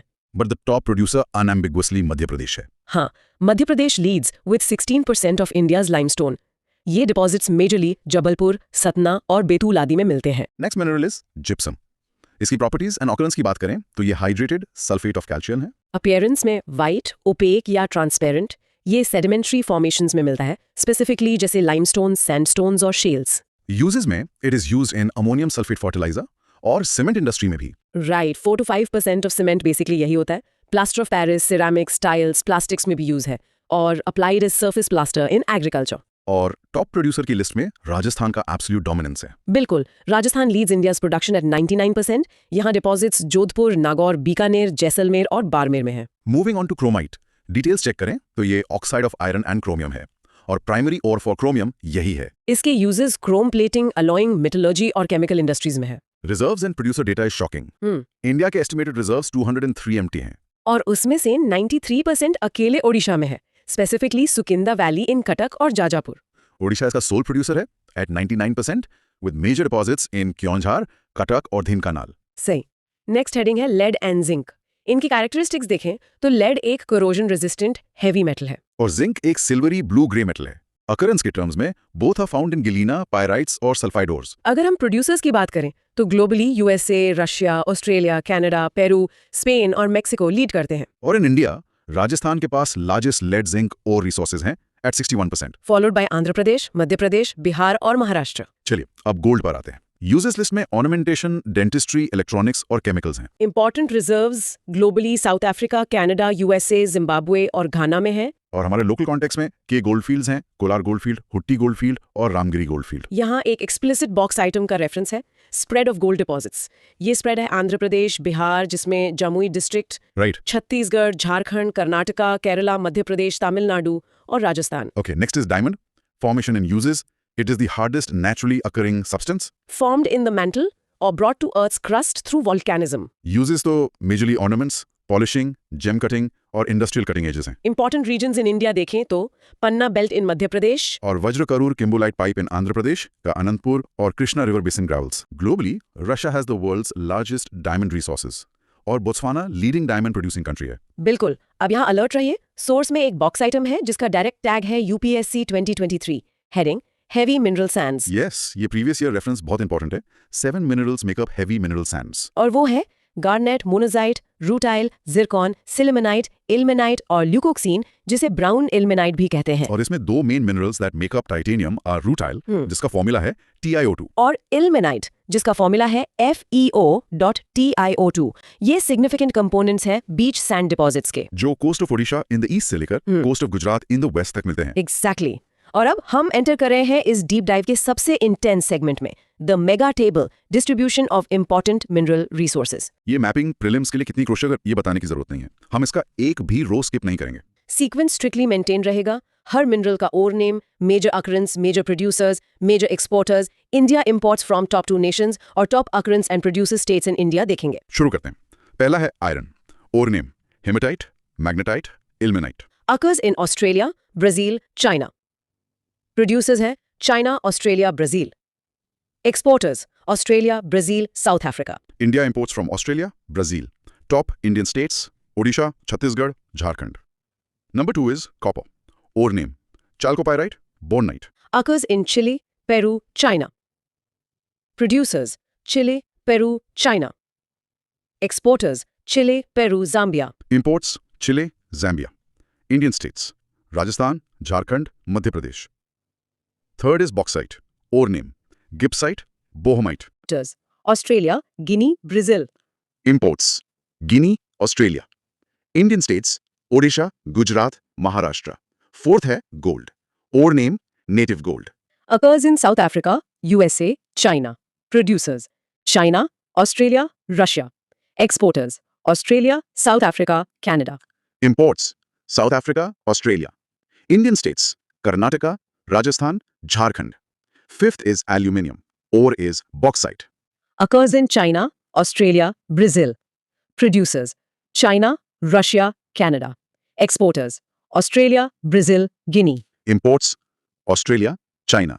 Indian states Odisha, Chhattisgarh, Gujarat. Sixth है manganese, ore name pyrolusite, rhodochrosite. Occurs in South Africa, China, Australia. Producers South Africa, China, India. Exporters South Africa, Australia, Gabon. Imports South Africa, Australia. Indian states Odisha, Madhya Pradesh, Maharashtra. Seventh है lead, ore name galena. Occurs in Australia, USA, China. Producers China, Australia, USA. Exporters Australia, USA, Mexico. Imports Australia, China. Indian states Rajasthan, Andhra Pradesh, Telangana. Eighth है zinc, ore name sphalerite. Occurs in Australia, China, Peru. Producers China, Australia, Peru. Exporters Australia, Canada, Peru. Imports China, Australia. Indian states Rajasthan, Andhra Pradesh, Jharkhand. Ninth is coal, ore name bituminous anthracite. Occurs in USA, China, India. Producers China, USA, India. Exporters Australia, Indonesia, Russia. Imports Indonesia, Australia. Indian states Jharkhand, Odisha, Chhattisgarh. Tenth is diamond, ore name kimberlite. लैम्प्रॉइट।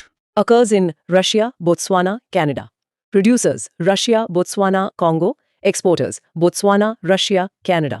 Imports Russia, Botswana.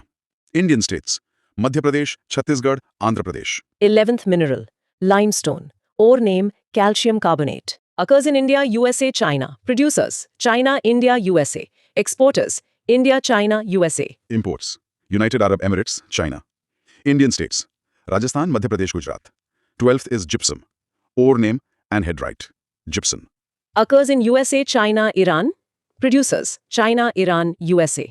Exporters Iran, China, Thailand. Imports Oman, China. Indian states Rajasthan, Jammu and Kashmir, Gujarat. 13th is निकल। ओर name पेंटलिनटाइट। Occurs in Indonesia, Philippines, Russia. Producers Indonesia, Philippines, Russia. Exporters Indonesia, Russia, Canada. Imports Indonesia, Russia. Indian states Jharkhand, Karnataka, Odisha.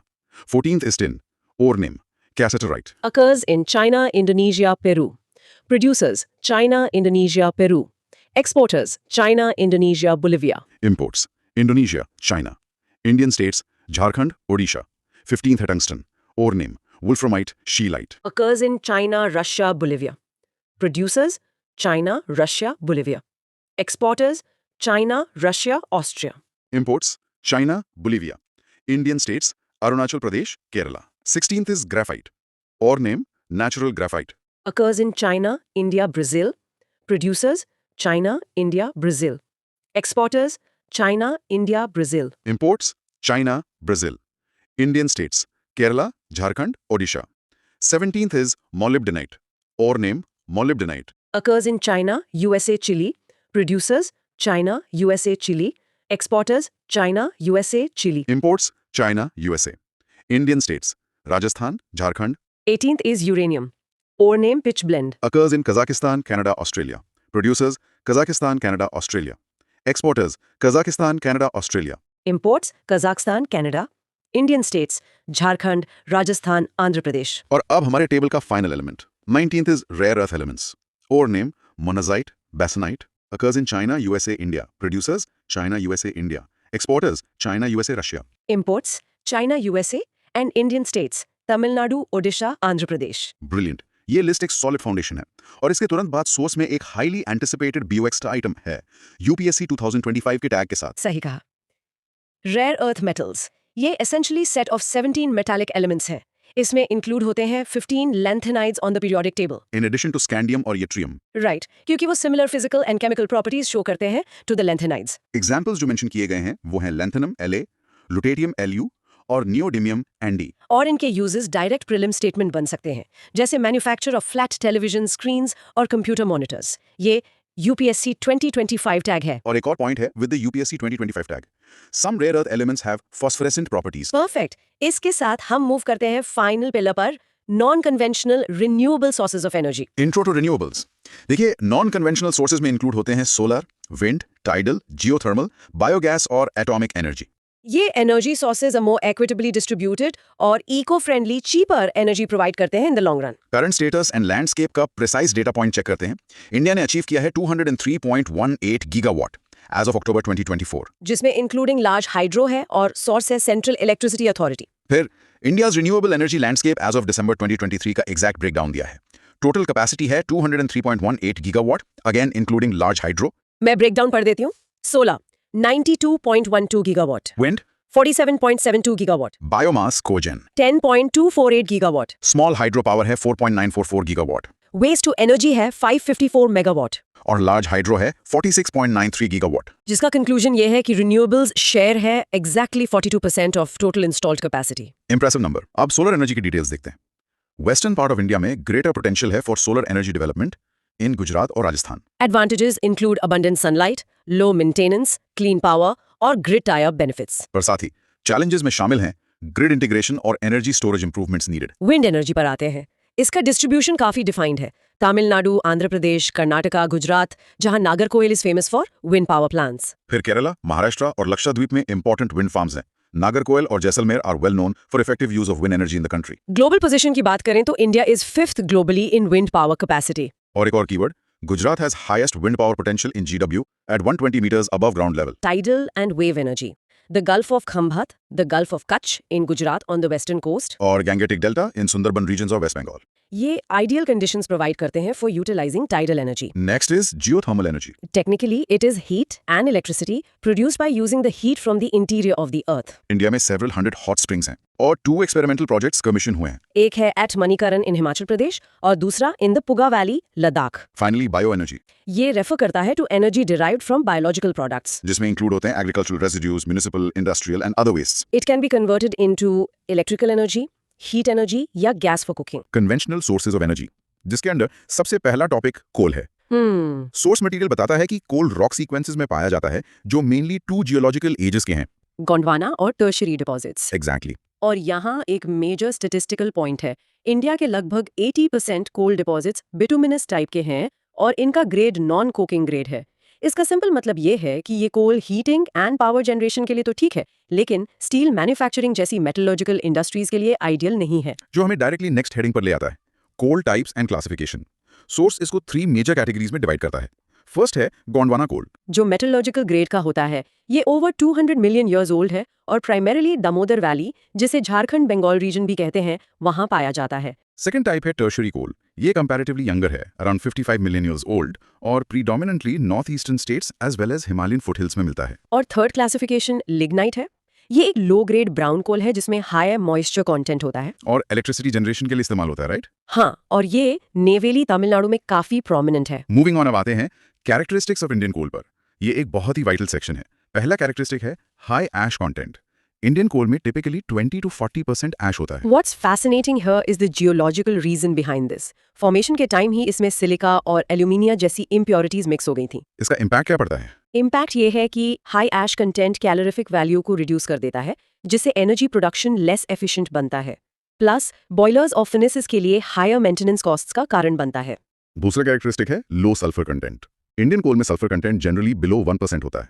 ये essentially environment के perspective से advantages है, क्योंकि combustion के दौरान sulphur dioxide यानी SO2 का रिलीज काफी कम होता है। इसका ओवरऑल इम्पैक्ट? इसका इम्पैक्ट ये है कि Indian coal thermal power plants के लिए एनवायरमेंटली फेवरेबल बन जाता है। तीसरा की कैरेक्टरिस्टिक है हाई ऐश फ्यूजन टेम्परेचर, जो 1200 से 1500 डिग्री सेल्सियस का टेम्परेचर होता है। ऐश हाई टेम्परेचर्स पर सॉलिड फॉर्म में रहती है, जिससे फर्नेसेस में क्लिंकर फॉर्मेशन कम होता है। ये थर्मल पावर प्लांट्स के लिए हाईली बेनिफिशियल है, क्योंकि इससे ऑपरेशनल एफिशिएंसी बढ़ती है और इक्विपमेंट डैमेज कम होता है। यहाँ एक रेफरेंस है जो स्ट्रिक्टली ध्यान रखना है। हाँ, Indian coal has high ash content, low sulphur content and high ash fusion temperature. ये एग्जैक्टली यूपीएससी 2013 में पूछा गया था। That is a critical take away. चलिए अब नेक्स्ट हेडिंग देखते हैं, distribution in India. Gondwana coal fields primarily Damodar valley यानी झारखंड बंगाल कोल बेल्ट में लोकेटेड हैं। सोर्स यहाँ स्पेसिफिक कोल फील्ड्स के नाम लिस्ट करता है, रानीगंज, झरिया, बोकारो, गिरिडीह और करणपुरा। और इसके अलावा अदर रिवर वैलीज है, गोदावरी, महानदी और सोन। इंपॉर्टेंट कोल माइनिंग सेंटर्स को अगर स्टेट वाइज लिस्ट करें तो सिंगरौली मध्य प्रदेश में है, और ध्यान रखने वाली बात यह है कि part of Singrauli coal field UP में भी है। कोरबा छत्तीसगढ़ में, तालचर और रामपुर ओडिशा में, चंदा, वर्धा, कामटी और बांदर महाराष्ट्र में, और सिंगारेनी तेलंगाना में और पांडुर आंध्र प्रदेश में। टर्शरी कोल्स की डिस्ट्रीब्यूशन की बात करें तो ये असम, अरुणाचल प्रदेश, मेघालय और नागालैंड में मिलते हैं। उनकी स्पेसिफिक लोकेशंस पढ़ता हूँ। मेघालय में दारंगिरी, चिरापुंजी, म्यूलोंग और लोंगरिन। अपर असम में माकुम, जयपुर और नजीरा। नामचिक, नामपुक अरुणाचल प्रदेश में और कालाकोट जम्मू एंड कश्मीर में। लिग्नाइट यानी brown coal areas broadly coastal regions of Tamil Nadu, Pondicherry, Gujarat और जम्मू एंड कश्मीर में स्कैटर्ड हैं। इस सेक्शन में एक मेजर पॉलिसी शिफ्ट की सब हेडिंग है, private sector in coal mining. March 2020 में गवर्नमेंट ऑफ इंडिया ने mineral laws amendment act enact किया, जिससे कमर्शियल कोल माइनिंग पर लगे 5 डेकेड ओल्ड रिस्ट्रिक्शंस हट गए। राइट। पहले सिर्फ इंडस्ट्रीज के एंड यूज के लिए कैप्टिव माइनिंग अलाउड थी, अब कमर्शियल कोल माइनिंग में 100% FDI परमिटेड है। ये डीरेगुलेशन इकोनॉमी के लिए मैसिव शिफ्ट था, और स्ट्रिक्टली नोट करना है कि ये यूपीएससी 2023 एग्जाम में पूछा गया था। बिल्कुल। अब सोर्स में एक मिसलेनियस फैक्ट्स का बॉक्स आइटम है, जिसमें कुछ काफी सरप्राइजिंग फैक्ट्स हैं। पहला है rat hole mining. Small tunnels dig करके कोल एक्सट्रैक्शन होता है, और ये मेघालय में प्रेवलेंट है। दूसरा फैक्ट ये है कि कोल डिपॉजिट्स अफ्रीकन कॉन्टिनेंट में एब्सेंट है। स्विट्जरलैंड के बारे में फैक्ट है कि वहां कोई नॉन मिनरल डिपॉजिट नहीं है। कोस्टल गुजरात पावर लिमिटेड एक कोल फायर्ड पावर प्लांट है जो सी वाटर का इस्तेमाल करता है। और एक आयरॉनिकल फैक्ट ये है कि कोल पावर प्लांट्स का शिफ्ट नॉर्दर्न और ईस्टर्न रिवर बेसिन्स की तरफ हो रहा है, जबकि इन रिवर बेसिन्स के catchment areas water stress experience कर रहे हैं। Exactly. Let's shift gears to the next major heading, natural gas. ये स्ट्रिक्टली यूपीएससी 2013 के कॉन्टेक्स्ट में मार्क किया गया है। इसकी कॉम्पोजिशन प्राइमरीली मीथेन है जो अराउंड 95% होती है। साथ ही ईथेन, प्रोपेन, ब्यूटेन और पेंटेन भी शामिल हैं। इसकी फॉर्मेशन की बात करें तो ये organic matter like plants and animals के मिलियंस ऑफ ईयर्स तक हाई प्रेशर और हीट के नीचे डिकम्पोज होने से बनती है। डिस्ट्रीब्यूशन इन इंडिया में मेन एरियाज है कृष्णा गोदावरी बेसिन यानी KG basin, Assam shelf, gulf of Cambay, Barmer basin Rajasthan में, त्रिपुरा, तमिलनाडु कोस्ट और offshore wells in Gujarat and Maharashtra. Source में एक डायग्रामेटिक रिप्रेजेंटेशन है fig, oil, natural gas and shell gas basins. मैं मैप पर मार्क्ड बेसिन्स के नाम लिस्ट करता हूँ। दामोदर वैली बेसिन जिसमें डाल्टनगंज, होटार, औरंगा, रामगढ़, करनपुरा, बोकारो, झरिया, रानीगंज शामिल हैं। फिर Rajasthan basin, Cambay basin, Mumbai offshore basin, Kaveri basin, Krishna Godavari basin, Pranhita Godavari basin, एस रेवा बेसिन और असम अरकन बेसिन। इस मैप का इंडेक्स काफी इंपॉर्टेंट है। ये 3 चीजें दिखाता है, Phanerozoic basins producing oil and natural gas, उसके बाद गोंडवाना बेसिन्स और area with in basins capable to produce shale gas. Next sub heading is types. 4 categories दी गई हैं। एसोसिएटेड गैस जिसे वेट गैस भी कहते हैं, ये क्रूड ऑयल के साथ प्रोड्यूस होती है। नॉन एसोसिएटेड गैस या ड्राई गैस सेपरेट रिजर्वॉयर्स में पाई जाती है। तीसरा है साउल गैस, इसमें हाइड्रोजन सल्फाइड होता है, इसलिए एडिशनल प्रोसेसिंग की आवश्यकता होती है। और चौथा है स्वीट गैस, ये हाइड्रोजन सल्फाइड फ्री होता है जैसे कोल बेड मीथेन। इसके एनवायरमेंटल बेनिफिट्स क्लियरली एविडेंट हैं। कोल या ऑयल के मुकाबले लोअर कार्बन डाइऑक्साइड इमिशंस होते हैं जो इसे क्लीनर फॉसिल फ्यूल बनाता है। और इसके यूजेस 3 मेन कैटेगरीज में हैं। एनर्जी सोर्स के रूप में, पावर जनरेशन में जिसमें दिसंबर 2023 तक इंडियाज इलेक्ट्रिसिटी का 15% था, इंडस्ट्रियल बॉयलर्स और हीटिंग होम्स। दूसरा है केमिकल फीड स्टॉक की तरह, जहां इसका इस्तेमाल फर्टिलाइजर्स, प्लास्टिक्स और अदर प्रोडक्ट्स में होता है। और तीसरा transportation fuel as compressed natural gas यानी CNG फॉर व्हीकल्स। अब नेक्स्ट रिसोर्स की तरफ बढ़ते हैं। Yes, the next heading is petroleum and mineral oil, जिसे कॉमनली लिक्विड गोल्ड कहा जाता है। यहाँ fig conventional energy resources in India का मैप दिया गया है। इसके की एलिमेंट्स हैं coal fields, coal mines, oil fields, major natural gas reserves और HVJ नेचुरल गैस पाइपलाइन। माप लोकेशंस जैसे मुंबई हाई, बसेन, कलोल, अंकिलेश्वर, दिग्बॉय वगैरह मेंशन्ड है। इनकी फॉर्मेशन एंशिएंट हिस्ट्री का पार्ट है। क्रूड पेट्रोलियम सेडिमेंट्री रॉक्स के ट्रेशरी पीरियड में मिलता है। ये ओशन फ्लोर में दबे एंशिएंट मरीन ऑर्गेनिज्म से बनता है। Distribution of petroleum and mineral oil in India के हिसाब से मेजर रिजर्व्स एंटीक्लाइंस और फॉल्ट ट्रैप्स के साथ एसोसिएटेड हैं। रीजन्स देखें तो मुंबई हाई, बसेन, अलियाबेथ, असम में डिगबॉय, नाहरकटिया और मोरान। गुजरात में अंकिलेश्वर, कलोल, मेहसाना, नवागम, कोसंबा और लूनेज। और कृष्णा गोदावरी और Kaveri basin on the east coast. Petroleum refining in India 1901 में दिग्बॉय असम में शुरू हुई थी। रिफाइनरीज के 2 प्रकार हैं, एक फील्ड बेस्ड जैसे दिग्बॉय और दूसरा मार्केट बेस्ड जैसे बराउनी। इंडिया की स्ट्रेटेजिक पेट्रोलियम रिजर्व यानी SPRL फैसिलिटीज विशाखापट्टनम आंध्र प्रदेश, मैंगलोर और पादुर कर्नाटका में है, जिन्हें ISPRL मैनेज करता है। चांदी खोले ओडिशा और बीकानेर राजस्थान के लिए एडिशनल रिजर्व्स प्लान है। इसके बाद एक BOX है, about the petroleum and natural gas regulatory board यानी PNGRB। इसके लीगल पहलू बहुत स्पेसिफिक हैं। हाँ, PNGRB petroleum and natural gas regulatory board act 2006 के तहत एस्टैब्लिश किया गया था। इसकी नोडल मिनिस्ट्री है ministry of petroleum and natural gas, जो इसके ऑपरेशंस और पॉलिसी अलाइनमेंट को ओवरसी करता है। की functions of PNGRB include refining of petroleum products, और ये स्ट्रिक्टली मेंशन करना है कि ये UPSC 2025 में आया था। दूसरा है transportation of petroleum and natural gas. तीसरा distribution and storage of these resources. और चौथा function marketing, supply and sale of petroleum products and natural gas, जो फिर से UPSC 2025 का पार्ट था। अपील्स अगेंस्ट डिसीजंस का प्रोविजन है। PNGRB द्वारा बनाए गए डिसीजंस को एपेलेट ट्रिब्यूनल फॉर इलेक्ट्रिसिटी के समक्ष चैलेंज किया जा सकता है। ये ग्रीवेंसेस और डिस्प्यूट्स को एड्रेस करने के लिए एक लीगल एवेन्यू प्रोवाइड करता है। नेक्स्ट मेजर हेडिंग पर आते हैं अनकन्वेंशनल हाइड्रोकार्बन्स। इसके टाइप्स में शेल गैस और कोल बेड मीथेन आते हैं, जो लो परमिएबिलिटी रॉक फॉर्मेशंस में ट्रैप्ड होते हैं, जिनके लिए स्पेशलाइज्ड टेक्नोलॉजीज की जरूरत होती है। इंडियाज पोटेंशियल देखें तो शेल गैस के लिए नीति आयोग एस्टिमेट करता है कि इंडिया के recoverable shell gas resources 96 TCF हैं। 6 बेसिन्स में पोटेंशियल है। और कोल बेड मीथेन की बात करें तो इंडिया में 12 स्टेट्स में वास्ट CBM रिजर्व्स हैं, जो क्लीन और efficient source of energy offer करते हैं। ग्लोबली हमारे पास 5th लार्जेस्ट प्रूवन रिजर्व्स हैं, एस्टिमेटेड एट अराउंड 92 TCF यानी 2600 BCM। फिर आता है heading coal bed methane. CBM जिसे कोल सीम गैस भी कहते हैं, नेचुरल गैस है जो कोल सीम्स के भीतर ट्रैप्ड होती है। ये मिलियंस ऑफ ईयर्स में बनता है जब ऑर्गेनिक मैटर डिकम्पोज होता है और मीथेन रिलीज करता है, जो कोल के इंटरनल सर्फेस पर एब्जॉर्ब हो जाता है। इंडिया CBM एस्टिमेटेड 92 TCF यानी 2600 BCM रिकवरेबल रिसोर्सेज हैं। की रीजन्स हैं दामोदर वैली, सोन वैली, गोदावरी बेसिन। फिर heading shell gas. Shell gas millions of years में प्रोड्यूस होती है जब शेल के भीतर ऑर्गेनिक मैटर डिकम्पोज होता है। ये रॉक के पोर्स और फ्रैक्चर्स में ट्रैप्ड रहती है। कन्वेंशनल गैस के विपरीत इसके एक्सट्रैक्शन के लिए हाइड्रोलिक फ्रैक्चरिंग या फ्रैकिंग की आवश्यकता होती है। So what does this all mean? इसको आसान भाषा में कहें तो हाई प्रेशर फ्लूइड्स इंजेक्ट करके रॉक्स में फ्रैक्चर्स बनाए जाते हैं ताकि गैस बाहर आ सके। ग्लोबल डिस्ट्रीब्यूशन में नॉर्थ अमेरिका में यूएस रिकवरेबल शेल गैस में लीड करता है, कनाडा क्लोजली फॉलो करता है। शेल गैस इन इंडिया के रिजर्व्स 96 TCF एस्टिमेटेड हैं, स्प्रेड अक्रॉस 6 बेसिन्स। की बेसिन्स हैं केम्बे, Assam राकान, Gondwana, Krishna Godavari, Cauvery, Indo Gangetic. Let's transition to nuclear energy resources. यहाँ रॉ मटेरियल्स हैं uranium, thorium, heavy water, zirconium, helium. Uranium silvery grey होता है, नेचुरली सुपरनोवा एक्सप्लोजन्स में बनता है। डिस्ट्रीब्यूशन इन इंडिया में ये झारखंड, मेघालय, आंध्र प्रदेश, कर्नाटक, राजस्थान में मिलता है। Specifically Dharwar rocks, Singhbhum copper belt, Udaipur, Alwar, Jhunjhunu, Durg, Bhandara, Kullu में। और ग्लोबल डिस्ट्रीब्यूशन में major deposits Australia, Kazakhstan, Canada में है। फिर आता है थोरियम। थोरियम मुख्य रूप से इंडिया के कोस्ट के साथ बीच सैंड्स में मोनोजाइट और इल्मेनाइट से प्राप्त होता है। वर्ल्ड की रिचेस्ट मोनोजाइट डिपॉजिट्स केरला के पालक्काड और कोल्लम डिस्ट्रिक्ट्स में हैं। साथ ही आंध्र प्रदेश में विशाखापट्टनम के पास और ओडिशा में महानदी रिवर डेल्टा में मिलते हैं। इंडियन न्यूक्लियर प्लांट्स की लिस्ट पर नजर डालते हैं। Tarapur Maharashtra, Rawatbhata Rajasthan, Kudankulam Tamil Nadu, Kaiga Karnataka, Kakrapar Gujarat. Kalpakkam Tamil Nadu, Narora Uttar Pradesh. If we connect this to the bigger picture, monazite एक मिनरल है जिसमें मुख्य रूप से रेयर अर्थ्स और थोरियम होता है। ये एक प्रिस्क्राइब्ड सब्सटेंस है जिसे डिपार्टमेंट ऑफ एटॉमिक एनर्जी यानी DAE हैंडल करता है। इसलिए इंडियन रेयर अर्थ्स लिमिटेड यानी IREL, जो पूर्ण रूप से गवर्नमेंट ऑफ इंडिया के स्वामित्व में है और DAE के एडमिनिस्ट्रेटिव कंट्रोल में है, मोनाजाइट का उपयोग मुख्य रूप से DAE में आवश्यक रेयर अर्थ कंपाउंड्स और थोरियम के प्रोडक्शन के लिए करता है। बिल्कुल, और ये स्पेसिफिक कनेक्शन स्ट्रिक्टली UPSC 2022 में पूछा गया था। यहाँ table monazite deposits in India की रीडिंग काफी जरूरी है। स्टेट और मोनाजाइट डिपॉजिट्स मिलियन टन में। ओडिशा 2.41, आंध्र प्रदेश 3.72, तमिलनाडु 2.46, केरला 1.90, वेस्ट बंगाल 1.22 और झारखंड 0.22। इनका टोटल 11.93 मिलियन टन बनता है। इसके बाद एक बॉक्स है mines and minerals development and regulation यानी MMDR एक्ट 1957।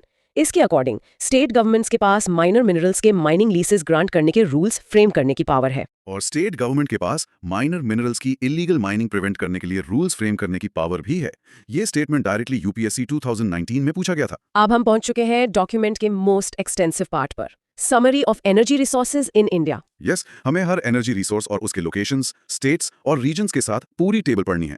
स्टार्ट करते हैं सोलर पार्क से। राजस्थान में भादुला सोलर पार्क, गुजरात में चालंका सोलर पार्क, कर्नाटका में पावागाडा solar park, Andhra Pradesh, Tamil Nadu. Wind energy में है तमिलनाडु का मूपंडाल विंड फार्म, गुजरात में कच्छ, महाराष्ट्र में सतारा, कर्नाटका में चित्रदुर्गा, राजस्थान में जैसलमेर, बाड़मेर, केरला, लक्षद्वीप। गैस हाइड्रेट्स मिलते हैं Krishna Godavari basin, Mahanadi basin, Andaman Nicobar basin में। जियोथर्मल प्रोविंसेस इंक्लूड करते हैं Puga valley Ladakh, Manikaran Himachal Pradesh, Tatapani Chhattisgarh, Surajkund Jharkhand. Tidal energy के एरियाज हैं gulf of Khambhat Gujarat, gulf of Kutch Gujarat, Sundarbans west Bengal. Natural gas मुख्य रूप से Krishna Godavari basin Andhra Pradesh, Mumbai offshore basin Maharashtra, Kaveri basin Tamil Nadu, बारमौर basin Rajasthan और त्रिपुरा में। न्यूक्लियर पावर प्लांट्स दोबारा लिस्ट किए गए हैं।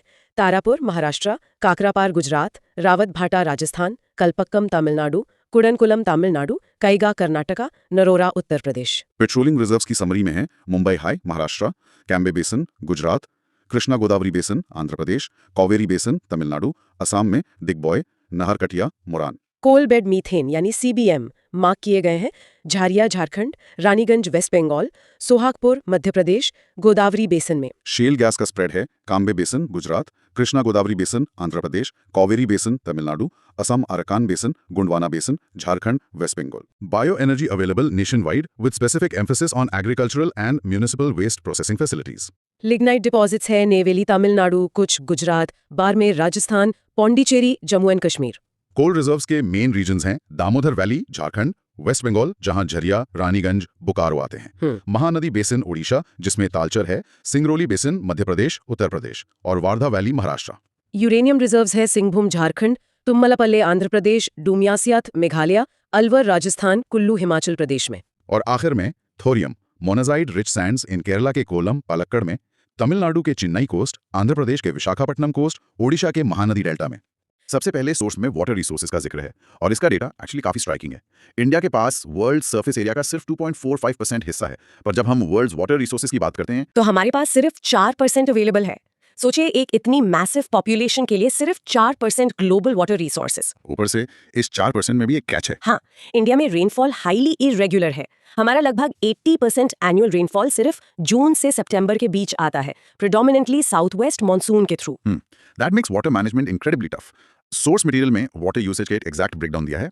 92% एग्रीकल्चर के लिए यूज होता है, उसके बाद 2% इंडस्ट्रीज के लिए, और बाकी बचा 6% ड्रिंकिंग एंड डोमेस्टिक पर्पसेस के लिए। लेकिन देखिए, यहाँ एक डायरेक्ट यूपीएससी 2013 का रेफरेंस आता है regarding the ranking of industries based on their water consumption. Right. Industries भले ही सिर्फ 2% वाटर यूज करती हैं, बट उनके अंदर का डिस्ट्रीब्यूशन कैसा है, ये एस्पिरेंट्स को थरली याद होना चाहिए। सबसे टॉप पर आते हैं थर्मल पावर प्लांट्स, जो लगभग 40% इंडस्ट्रियल वाटर कंज्यूम करते हैं, राइट? एग्जैक्टली। इन्हें इलेक्ट्रिसिटी जनरेट करते वक्त अपनी मशीनरी को कूल डाउन करने के लिए मैसिव वाटर बॉडीज चाहिए होती हैं। सेकंड नंबर पर है टेक्सटाइल इंडस्ट्री एट अराउंड 20%। फिर आती है पल्प एंड पेपर इंडस्ट्री लगभग 15% के साथ। और उसके बाद स्टील इंडस्ट्री आती है अराउंड 10% पर। बिल्कुल। और फाइनली केमिकल इंडस्ट्री एट रफली 5%। तो clearly power generation is the thirstiest industry. अच्छा, यहाँ सोर्स में एक बॉक्स आइटम दिया गया है जिसे फॉल्कन मार्क इंडिकेटर या वाटर स्ट्रेस इंडेक्स कहते हैं। एज एन एस्पिरेंट इस कॉन्सेप्ट को हमें कैसे समझना चाहिए? देखिए, ये इंडेक्स इफेक्टिवली वाटर स्केर्सिटी को मेजर करता है। इसका बेसिक फॉर्मूला ये है कि एक पॉपुलेशन के पास टोटल वाटर रिसोर्सेज कितने अवेलेबल हैं। स्पेसिफिकली ये रिन्यूएबल फ्रेश वाटर पर पर्सन पर ईयर देखता है। इसके कुछ थ्रेशोल्ड्स भी है ना? हाँ, 3 मेजर थ्रेशोल्ड्स हैं। अगर water availability below 1700 cubic metres चली जाए तो उसे वाटर स्ट्रेस कहते हैं। अगर फिगर बिलो 1000 क्यूबिक मीटर्स है तो स्ट्रिक्टली वाटर स्कैसिटी होती है, और अगर ये बिलो 500 क्यूबिक मीटर्स हो जाए तो the region is experiencing absolute water scarcity. ये नंबर्स प्रीलिम्स के लिए बहुत हाई यील्ड है। खैर, अब वाटर रिसोर्सेज से आगे बढ़ते हैं और इकोनॉमी के सेकेंडरी सेक्टर पर आते हैं, मतलब मैन्युफैक्चरिंग एंड इंडस्ट्रीज। इसे टेक्निकल टर्म्स में कैसे डिफाइन किया गया है? वेरी सिंपली, जब हम रॉ मटेरियल्स, लेबर, मशीनरी और टेक्नोलॉजी का लार्ज स्केल पर इस्तेमाल करके रॉ मटेरियल्स को फिनिश प्रोडक्ट्स में ट्रांसफॉर्म करते हैं तो उसे मैन्युफैक्चरिंग कहते हैं। पर एक इंपॉर्टेंट ट्विस्ट ये है कि इसमें सिर्फ फैक्ट्री गुड्स ही नहीं बल्कि सर्विसेज और प्रोसेसिंग भी एक्सटेंसिवली इंक्लूड होती हैं। अगर हम इस सेक्टर को डीपली समझना चाहते हैं तो सोर्स में क्लासिफिकेशन ऑफ इंडस्ट्रीज को डिटेल में ब्रेकडाउन किया गया है। Let's go parameter by parameter. सबसे पहला है बेस्ड ऑन रॉ मटेरियल्स। इस पैरामीटर में बेसिकली 3 कैटेगरीज आती हैं। पहली, एग्रो बेस्ड इंडस्ट्रीज, जहां रॉ मटेरियल सीधा एग्रीकल्चरल सेक्टर से आता है, फॉर एग्जांपल कॉटन और शुगर। दूसरी है मिनरल बेस्ड इंडस्ट्रीज, जहां रॉ मटेरियल माइनिंग से निकलता है, जैसे आयरन एंड स्टील या फिर सीमेंट। और तीसरी फॉरेस्ट बेस्ड इंडस्ट्रीज होंगी जो जंगलों पर निर्भर है, जैसे पेपर इंडस्ट्री और टिम्बर। बिल्कुल। उसके बाद आता है बेस्ड ऑन आउटपुट। इसमें बेसिक और की इंडस्ट्रीज हैं जो अपने प्रोडक्ट्स एक्चुअली दूसरे इंडस्ट्रीज को as a raw material supply करती हैं। इसका classic example iron and steel है। और उसके पैरेलल आती हैं कंज्यूमर इंडस्ट्रीज, जो ऐसे गुड्स बनाती हैं जिन्हें लोग डायरेक्ट कंज्यूम कर सकें, जैसे कि टूथपेस्ट या टेलीविजन। सही कहा। तीसरा पैरामीटर बेस्ड ऑन ओनरशिप का है। अगर कंप्लीटली गवर्नमेंट रन कर रही है तो वो पब्लिक सेक्टर है, जैसे भील और सेल। अगर प्राइवेट इंडिविजुअल्स ओन करते हैं तो प्राइवेट सेक्टर, जैसे टिस्को और आरआईएल। और अगर दोनों मिलके करें? जब गवर्नमेंट और प्राइवेट प्लेयर्स दोनों मिलके काम करें तो उसे जॉइंट सेक्टर कहते हैं, लाइक ओआईएल। और एक बहुत यूनिक कैटेगरी है कोऑपरेटिव सेक्टर, जिसे producers, suppliers of raw materials या वर्कर्स खुद मिलकर ओन करते हैं। महाराष्ट्र की शुगर इंडस्ट्री इसका बेस्ट इलिस्ट्रेशन है। Got it. नेक्स्ट है based on mode of operation. इसमें पहले लेबर इंटेंसिव इंडस्ट्री आती हैं, जो मेनली अनस्किल्ड या सेमी स्किल्ड लेबर का मैसिव यूज होता है, जैसे टेक्सटाइल, लेदर और फुटवेयर में। उसके ऑपोजिट आती है कैपिटल गुड्स इंडस्ट्री, जहां भारी इन्वेस्टमेंट लगता है to make machine tools, heavy transport vehicles, mining और अर्थ मूविंग टूल्स। और इसी कैटेगरी में इंडस्ट्रीज विद स्ट्रेटेजिक सिग्निफिकेंस भी शामिल हैं। ये तो नेशनल इंटरेस्ट वाली इंडस्ट्रीज हो गई। हाँ, ये स्ट्रेटेजिक इंडस्ट्रीज किसी भी देश की बैकबोन होती हैं। ये फॉरेन एक्सचेंज अर्न करने, रिसर्च और डिफेंस के लिए डायरेक्टली क्रिटिकल होती हैं। Aerospace, shipping, electronics and telecommunication और डिफेंस इक्विपमेंट इसके प्राइम एग्जांपल्स हैं। और जो आखिरी क्लासिफिकेशन है वो बेस्ड ऑन साइज है।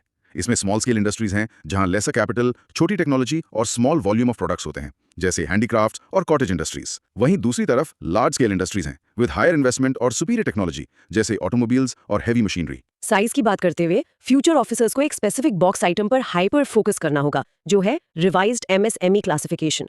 गवर्नमेंट ने एमएसएमई को डिफाइन करने के लिए एक कंपोजिट क्राइटेरिया बनाया है, जो इन्वेस्टमेंट और एनुअल टर्नओवर दोनों पर बेस्ड है। ये नंबर्स एक बार एग्जैक्टली ब्रेक डाउन कर दीजिए, क्योंकि प्रीलिम्स में ये डायरेक्टली पूछा जा सकता है। जरूर। देखिए, माइक्रो एंटरप्राइजेस के लिए इन्वेस्टमेंट लेस देन 1 करोड़ और टर्नओवर लेस देन 5 करोड़ होना चाहिए। स्मॉल एंटरप्राइजेस के लिए इन्वेस्टमेंट लेस देन 10 करोड़ और टर्नओवर लेस देन 50 करोड़ होना चाहिए। और मीडियम के लिए? मीडियम एंटरप्राइजेस के लिए लिमिट है इन्वेस्टमेंट लेस देन ₹20 करोड़ और टर्नओवर लेस देन ₹100 करोड़।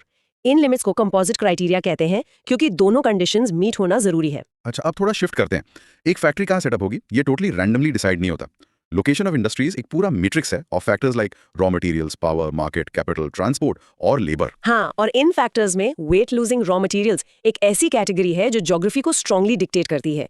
ऐसी इंडस्ट्रीज जहां फाइनल प्रोडक्ट रॉ मटेरियल से काफी हल्का होता है, उन्हें हमेशा रॉ मटेरियल के सोर्स के पास ही लगाया जाता है ताकि ट्रांसपोर्ट कॉस्ट बचाई जा सके। इसके एग्जाम्पल्स में सोर्स ने sugar mills, pulp industry, copper smelting और पिग आयरन को हाईलाइट किया है। सही बात है। उसके अलावा पावर एक डिटर्मिनिंग फैक्टर है फॉर पावर इंटेंसिव इंडस्ट्रीज जैसे एल्यूमिनियम और सिंथेटिक नाइट्रोजन मैन्युफैक्चरिंग।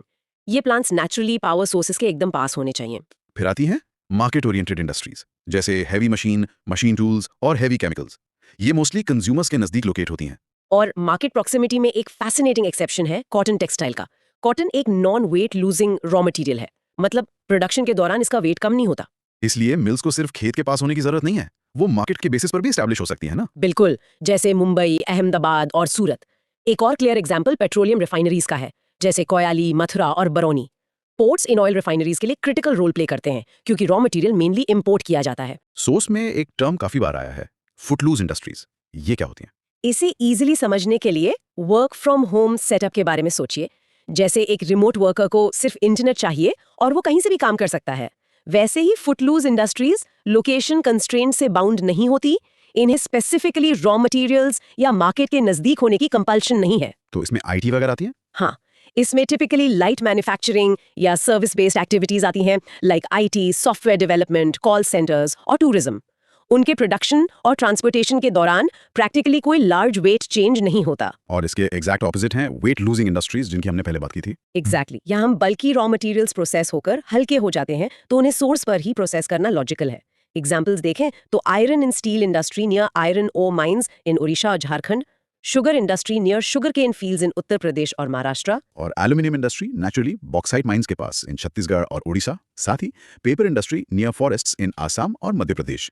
ये सब बेसिकली कॉस्ट और रिसोर्स यूज को ऑप्टिमाइज करती हैं। बिल्कुल सही। अगर आपको हमारी इनिशिएटिव पसंद आ रहा हो तो हमें सब्सक्राइब करके हमारा सपोर्ट करें। साथ ही इस वीडियो को अपने टेलीग्राम स्टडी ग्रुप्स में शेयर करें। अब इन्हीं कॉन्सेप्ट्स को अप्लाई करते हैं और सीधा एग्रो बेस्ड इंडस्ट्री की तरफ चलते हैं। एग्रो बेस्ड में सबसे डीप हिस्ट्री टेक्सटाइल इंडस्ट्री की है। सोर्स एक्सप्लिसिटली पॉइंट आउट करता है कि इंडिया की फर्स्ट टेक्सटाइल मिल 1818 में फोर्ट ग्लॉस्टर नियर कोलकाता में लगी थी, पर जो first successful modern textile mill थी वो 1854 में मुंबई में आई। और अहमदाबाद का नाम तो हिस्टोरिकली मैनचेस्टर ऑफ इंडिया पड़ा ही है। लेकिन जब हम कॉटन टेक्सटाइल की डिटेल में बात करते हैं तो एक इंटरेस्टिंग ज्योग्राफिकल स्प्लिट देखने को मिलता है। ये एग्रीकल्चर से क्लोजली लिंक्ड है और आज भी कॉटन स्पिनिंग स्ट्रांगली सेंट्रलाइज्ड है, मोस्टली महाराष्ट्र, गुजरात और तमिलनाडु में। लेकिन सोर्स कहता है कि वीविंग हाईली डिसेंट्रलाइज्ड है। हाँ, और ऐसा इसलिए किया गया ताकि देश के अलग अलग हिस्सों की जो ट्रेडिशनल स्किल्स और डिजाइन्स हैं, जैसे जरी और एम्ब्रॉयडरी, उनको सीमलेसली इनकॉर्पोरेट किया जा सके। Uninterrupted supply of raw cotton जो वेस्ट इंडिया से आती थी, उसने हिस्टोरिकली अहमदाबाद, नागपुर, सूरत, इंदौर और कोयम्बटूर को बेनिफिट किया। आज के मेजर सेंटर्स एक बहुत वाइड बेल्ट में फैले हैं, जैसे अहमदाबाद, भिवंडी, कानपुर, कोयम्बटूर, चंदेरी, कांचीपुरम, सोलापुर, कोल्हापुर, नागपुर, इंदौर और उज्जैन। यहाँ स्टूडेंट्स को एक डायरेक्ट यूपीएससी 2014 का रेफरेंस याद रखना चाहिए रिगार्डिंग तमिलनाडु। फैक्ट ये था कि Tamil Nadu has the largest number of mills in India. पर क्या वो सब क्लॉथ प्रोड्यूस करती हैं? यही कैच है, वहाँ की majority mills strictly produce yarn rather than cloth. ये डिस्टिंक्शन बहुत हाई यील्ड है और ओवरऑल इंडिया वर्ल्ड का लार्जेस्ट प्रोड्यूसर ऑफ कॉटन है, accounting for 18% of the global total. Next agro industry is jute textiles. India actually raw jute और jute goods का largest producer है, पर एक्सपोर्टर्स की लिस्ट में हम सेकंड प्लेस पर आते हैं, जस्ट आफ्टर बांग्लादेश। इस इंडस्ट्री का लेआउट कैसा है?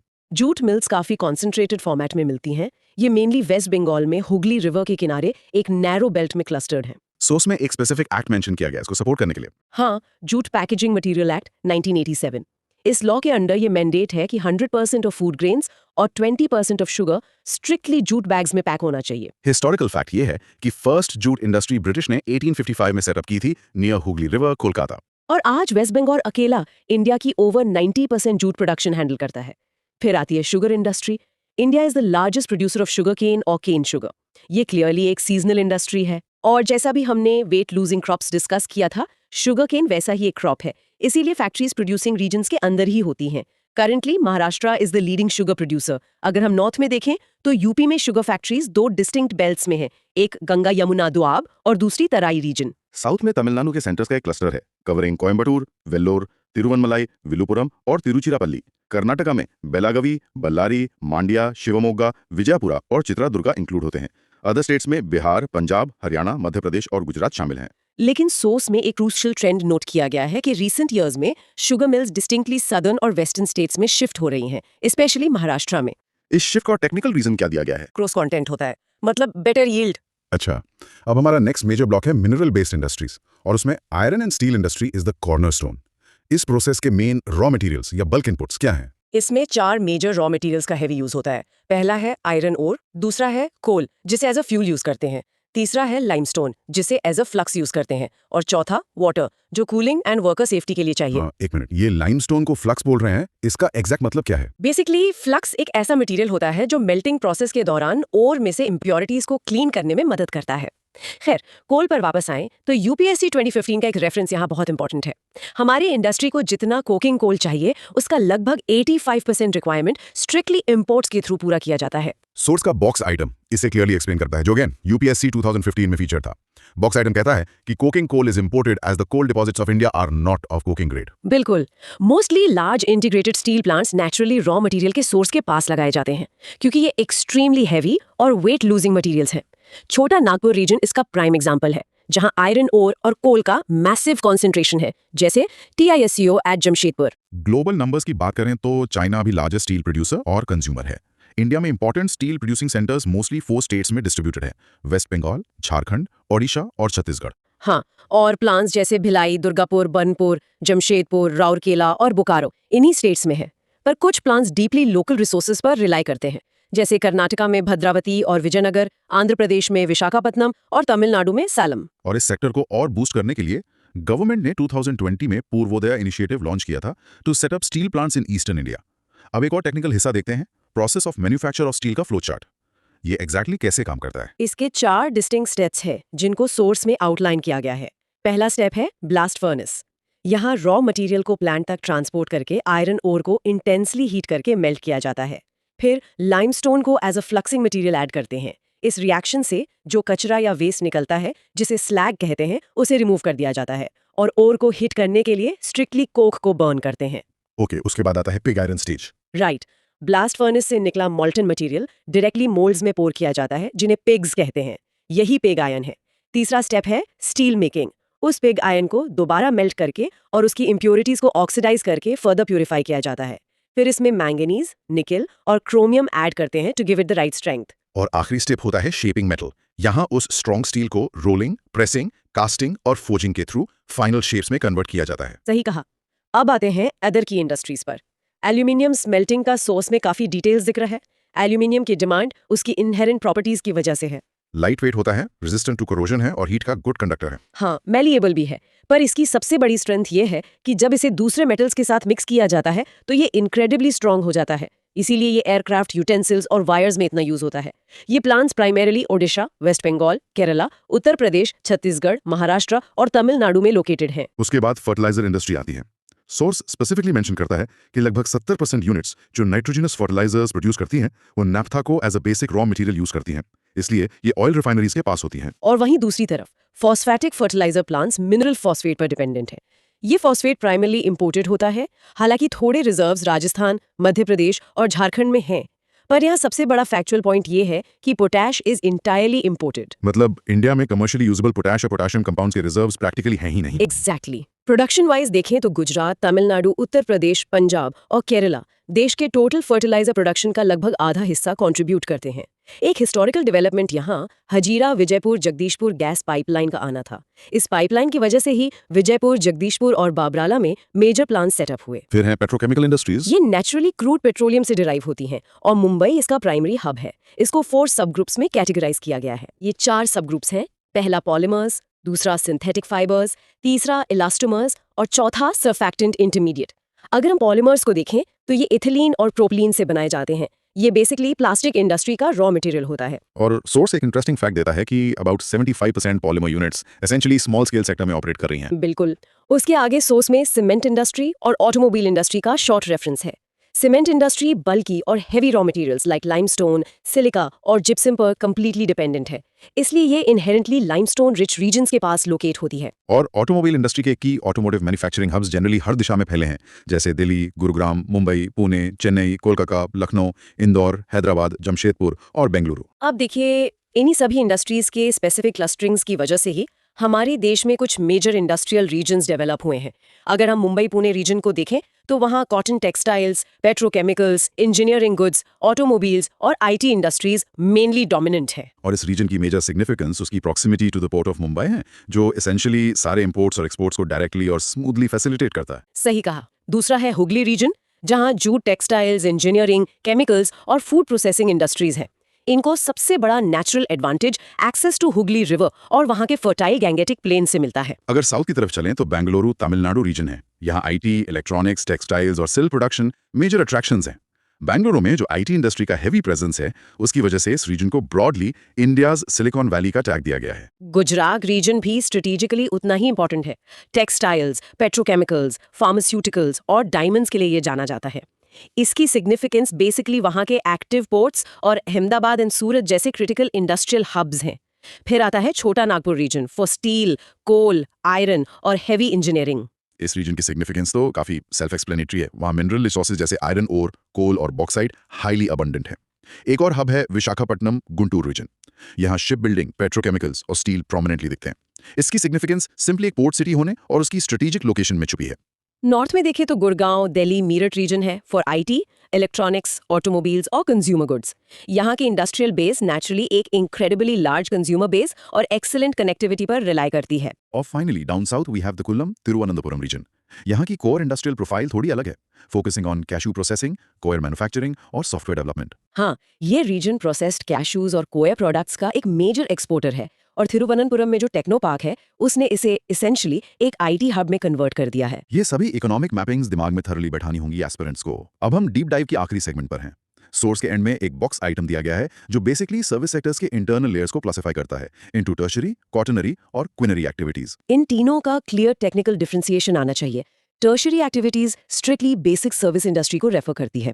यहाँ skilled labour, professionally trained specialists और कंसल्टेंट्स आते हैं जो एक फिक्स्ड कॉम्पेंसेशन के बदले अपनी सर्विसेज ऑफर करते हैं। और उसके एक लेवल ऊपर हैं क्वाटरनरी एक्टिविटीज।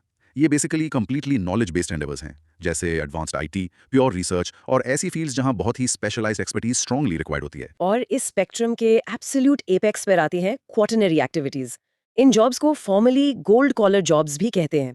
ये सोसाइटी के top high level decision making और स्ट्रिक्टली ह्यूमन सेंट्रिक रोल्स हैं, जैसे top tier health care professionals या एपेक्स पॉलिसी मेकिंग ब्यूरोक्रेट्स। ये बेसिकली किसी भी स्पेशलाइज्ड सर्विस सेक्टर्स के अल्टीमेट पिनाकल को रिप्रेजेंट करते हैं। एज अ फाइनल थॉट, इन क्लासिफिकेशंस को देखकर मुझे एक बहुत इंटरेस्टिंग एंगल स्ट्राइक कर रहा है जो एस्पिरेंट्स को प्रैक्टिकली सोचना चाहिए। सोचिए, जैसे जैसे इन क्वाटरनरी और क्वाटरनरी एक्टिविटीज का यानी इन गोल्ड कॉलर रोल्स का इन्फ्लुएंस और डीपली बढ़ रहा है, क्या आने वाले डेकेड्स में हमारे ये ट्रेडिशनल हेवी इंडस्ट्रियल रीजन्स पूरी तरह से मॉडर्न नॉलेज हब्स में तब्दील हो जाएंगे? That's it for today. आज के लिए बस इतना ही। अगर कॉन्सेप्ट क्लियर हुआ हो, stay connected for the next topic. Consistency ही यूपीएससी प्रिपरेशन का रियल गेम है। Keep learning, keep revising. मिलते हैं नेक्स्ट टॉपिक में। UPSC civil 360 signing off. जय हिंद।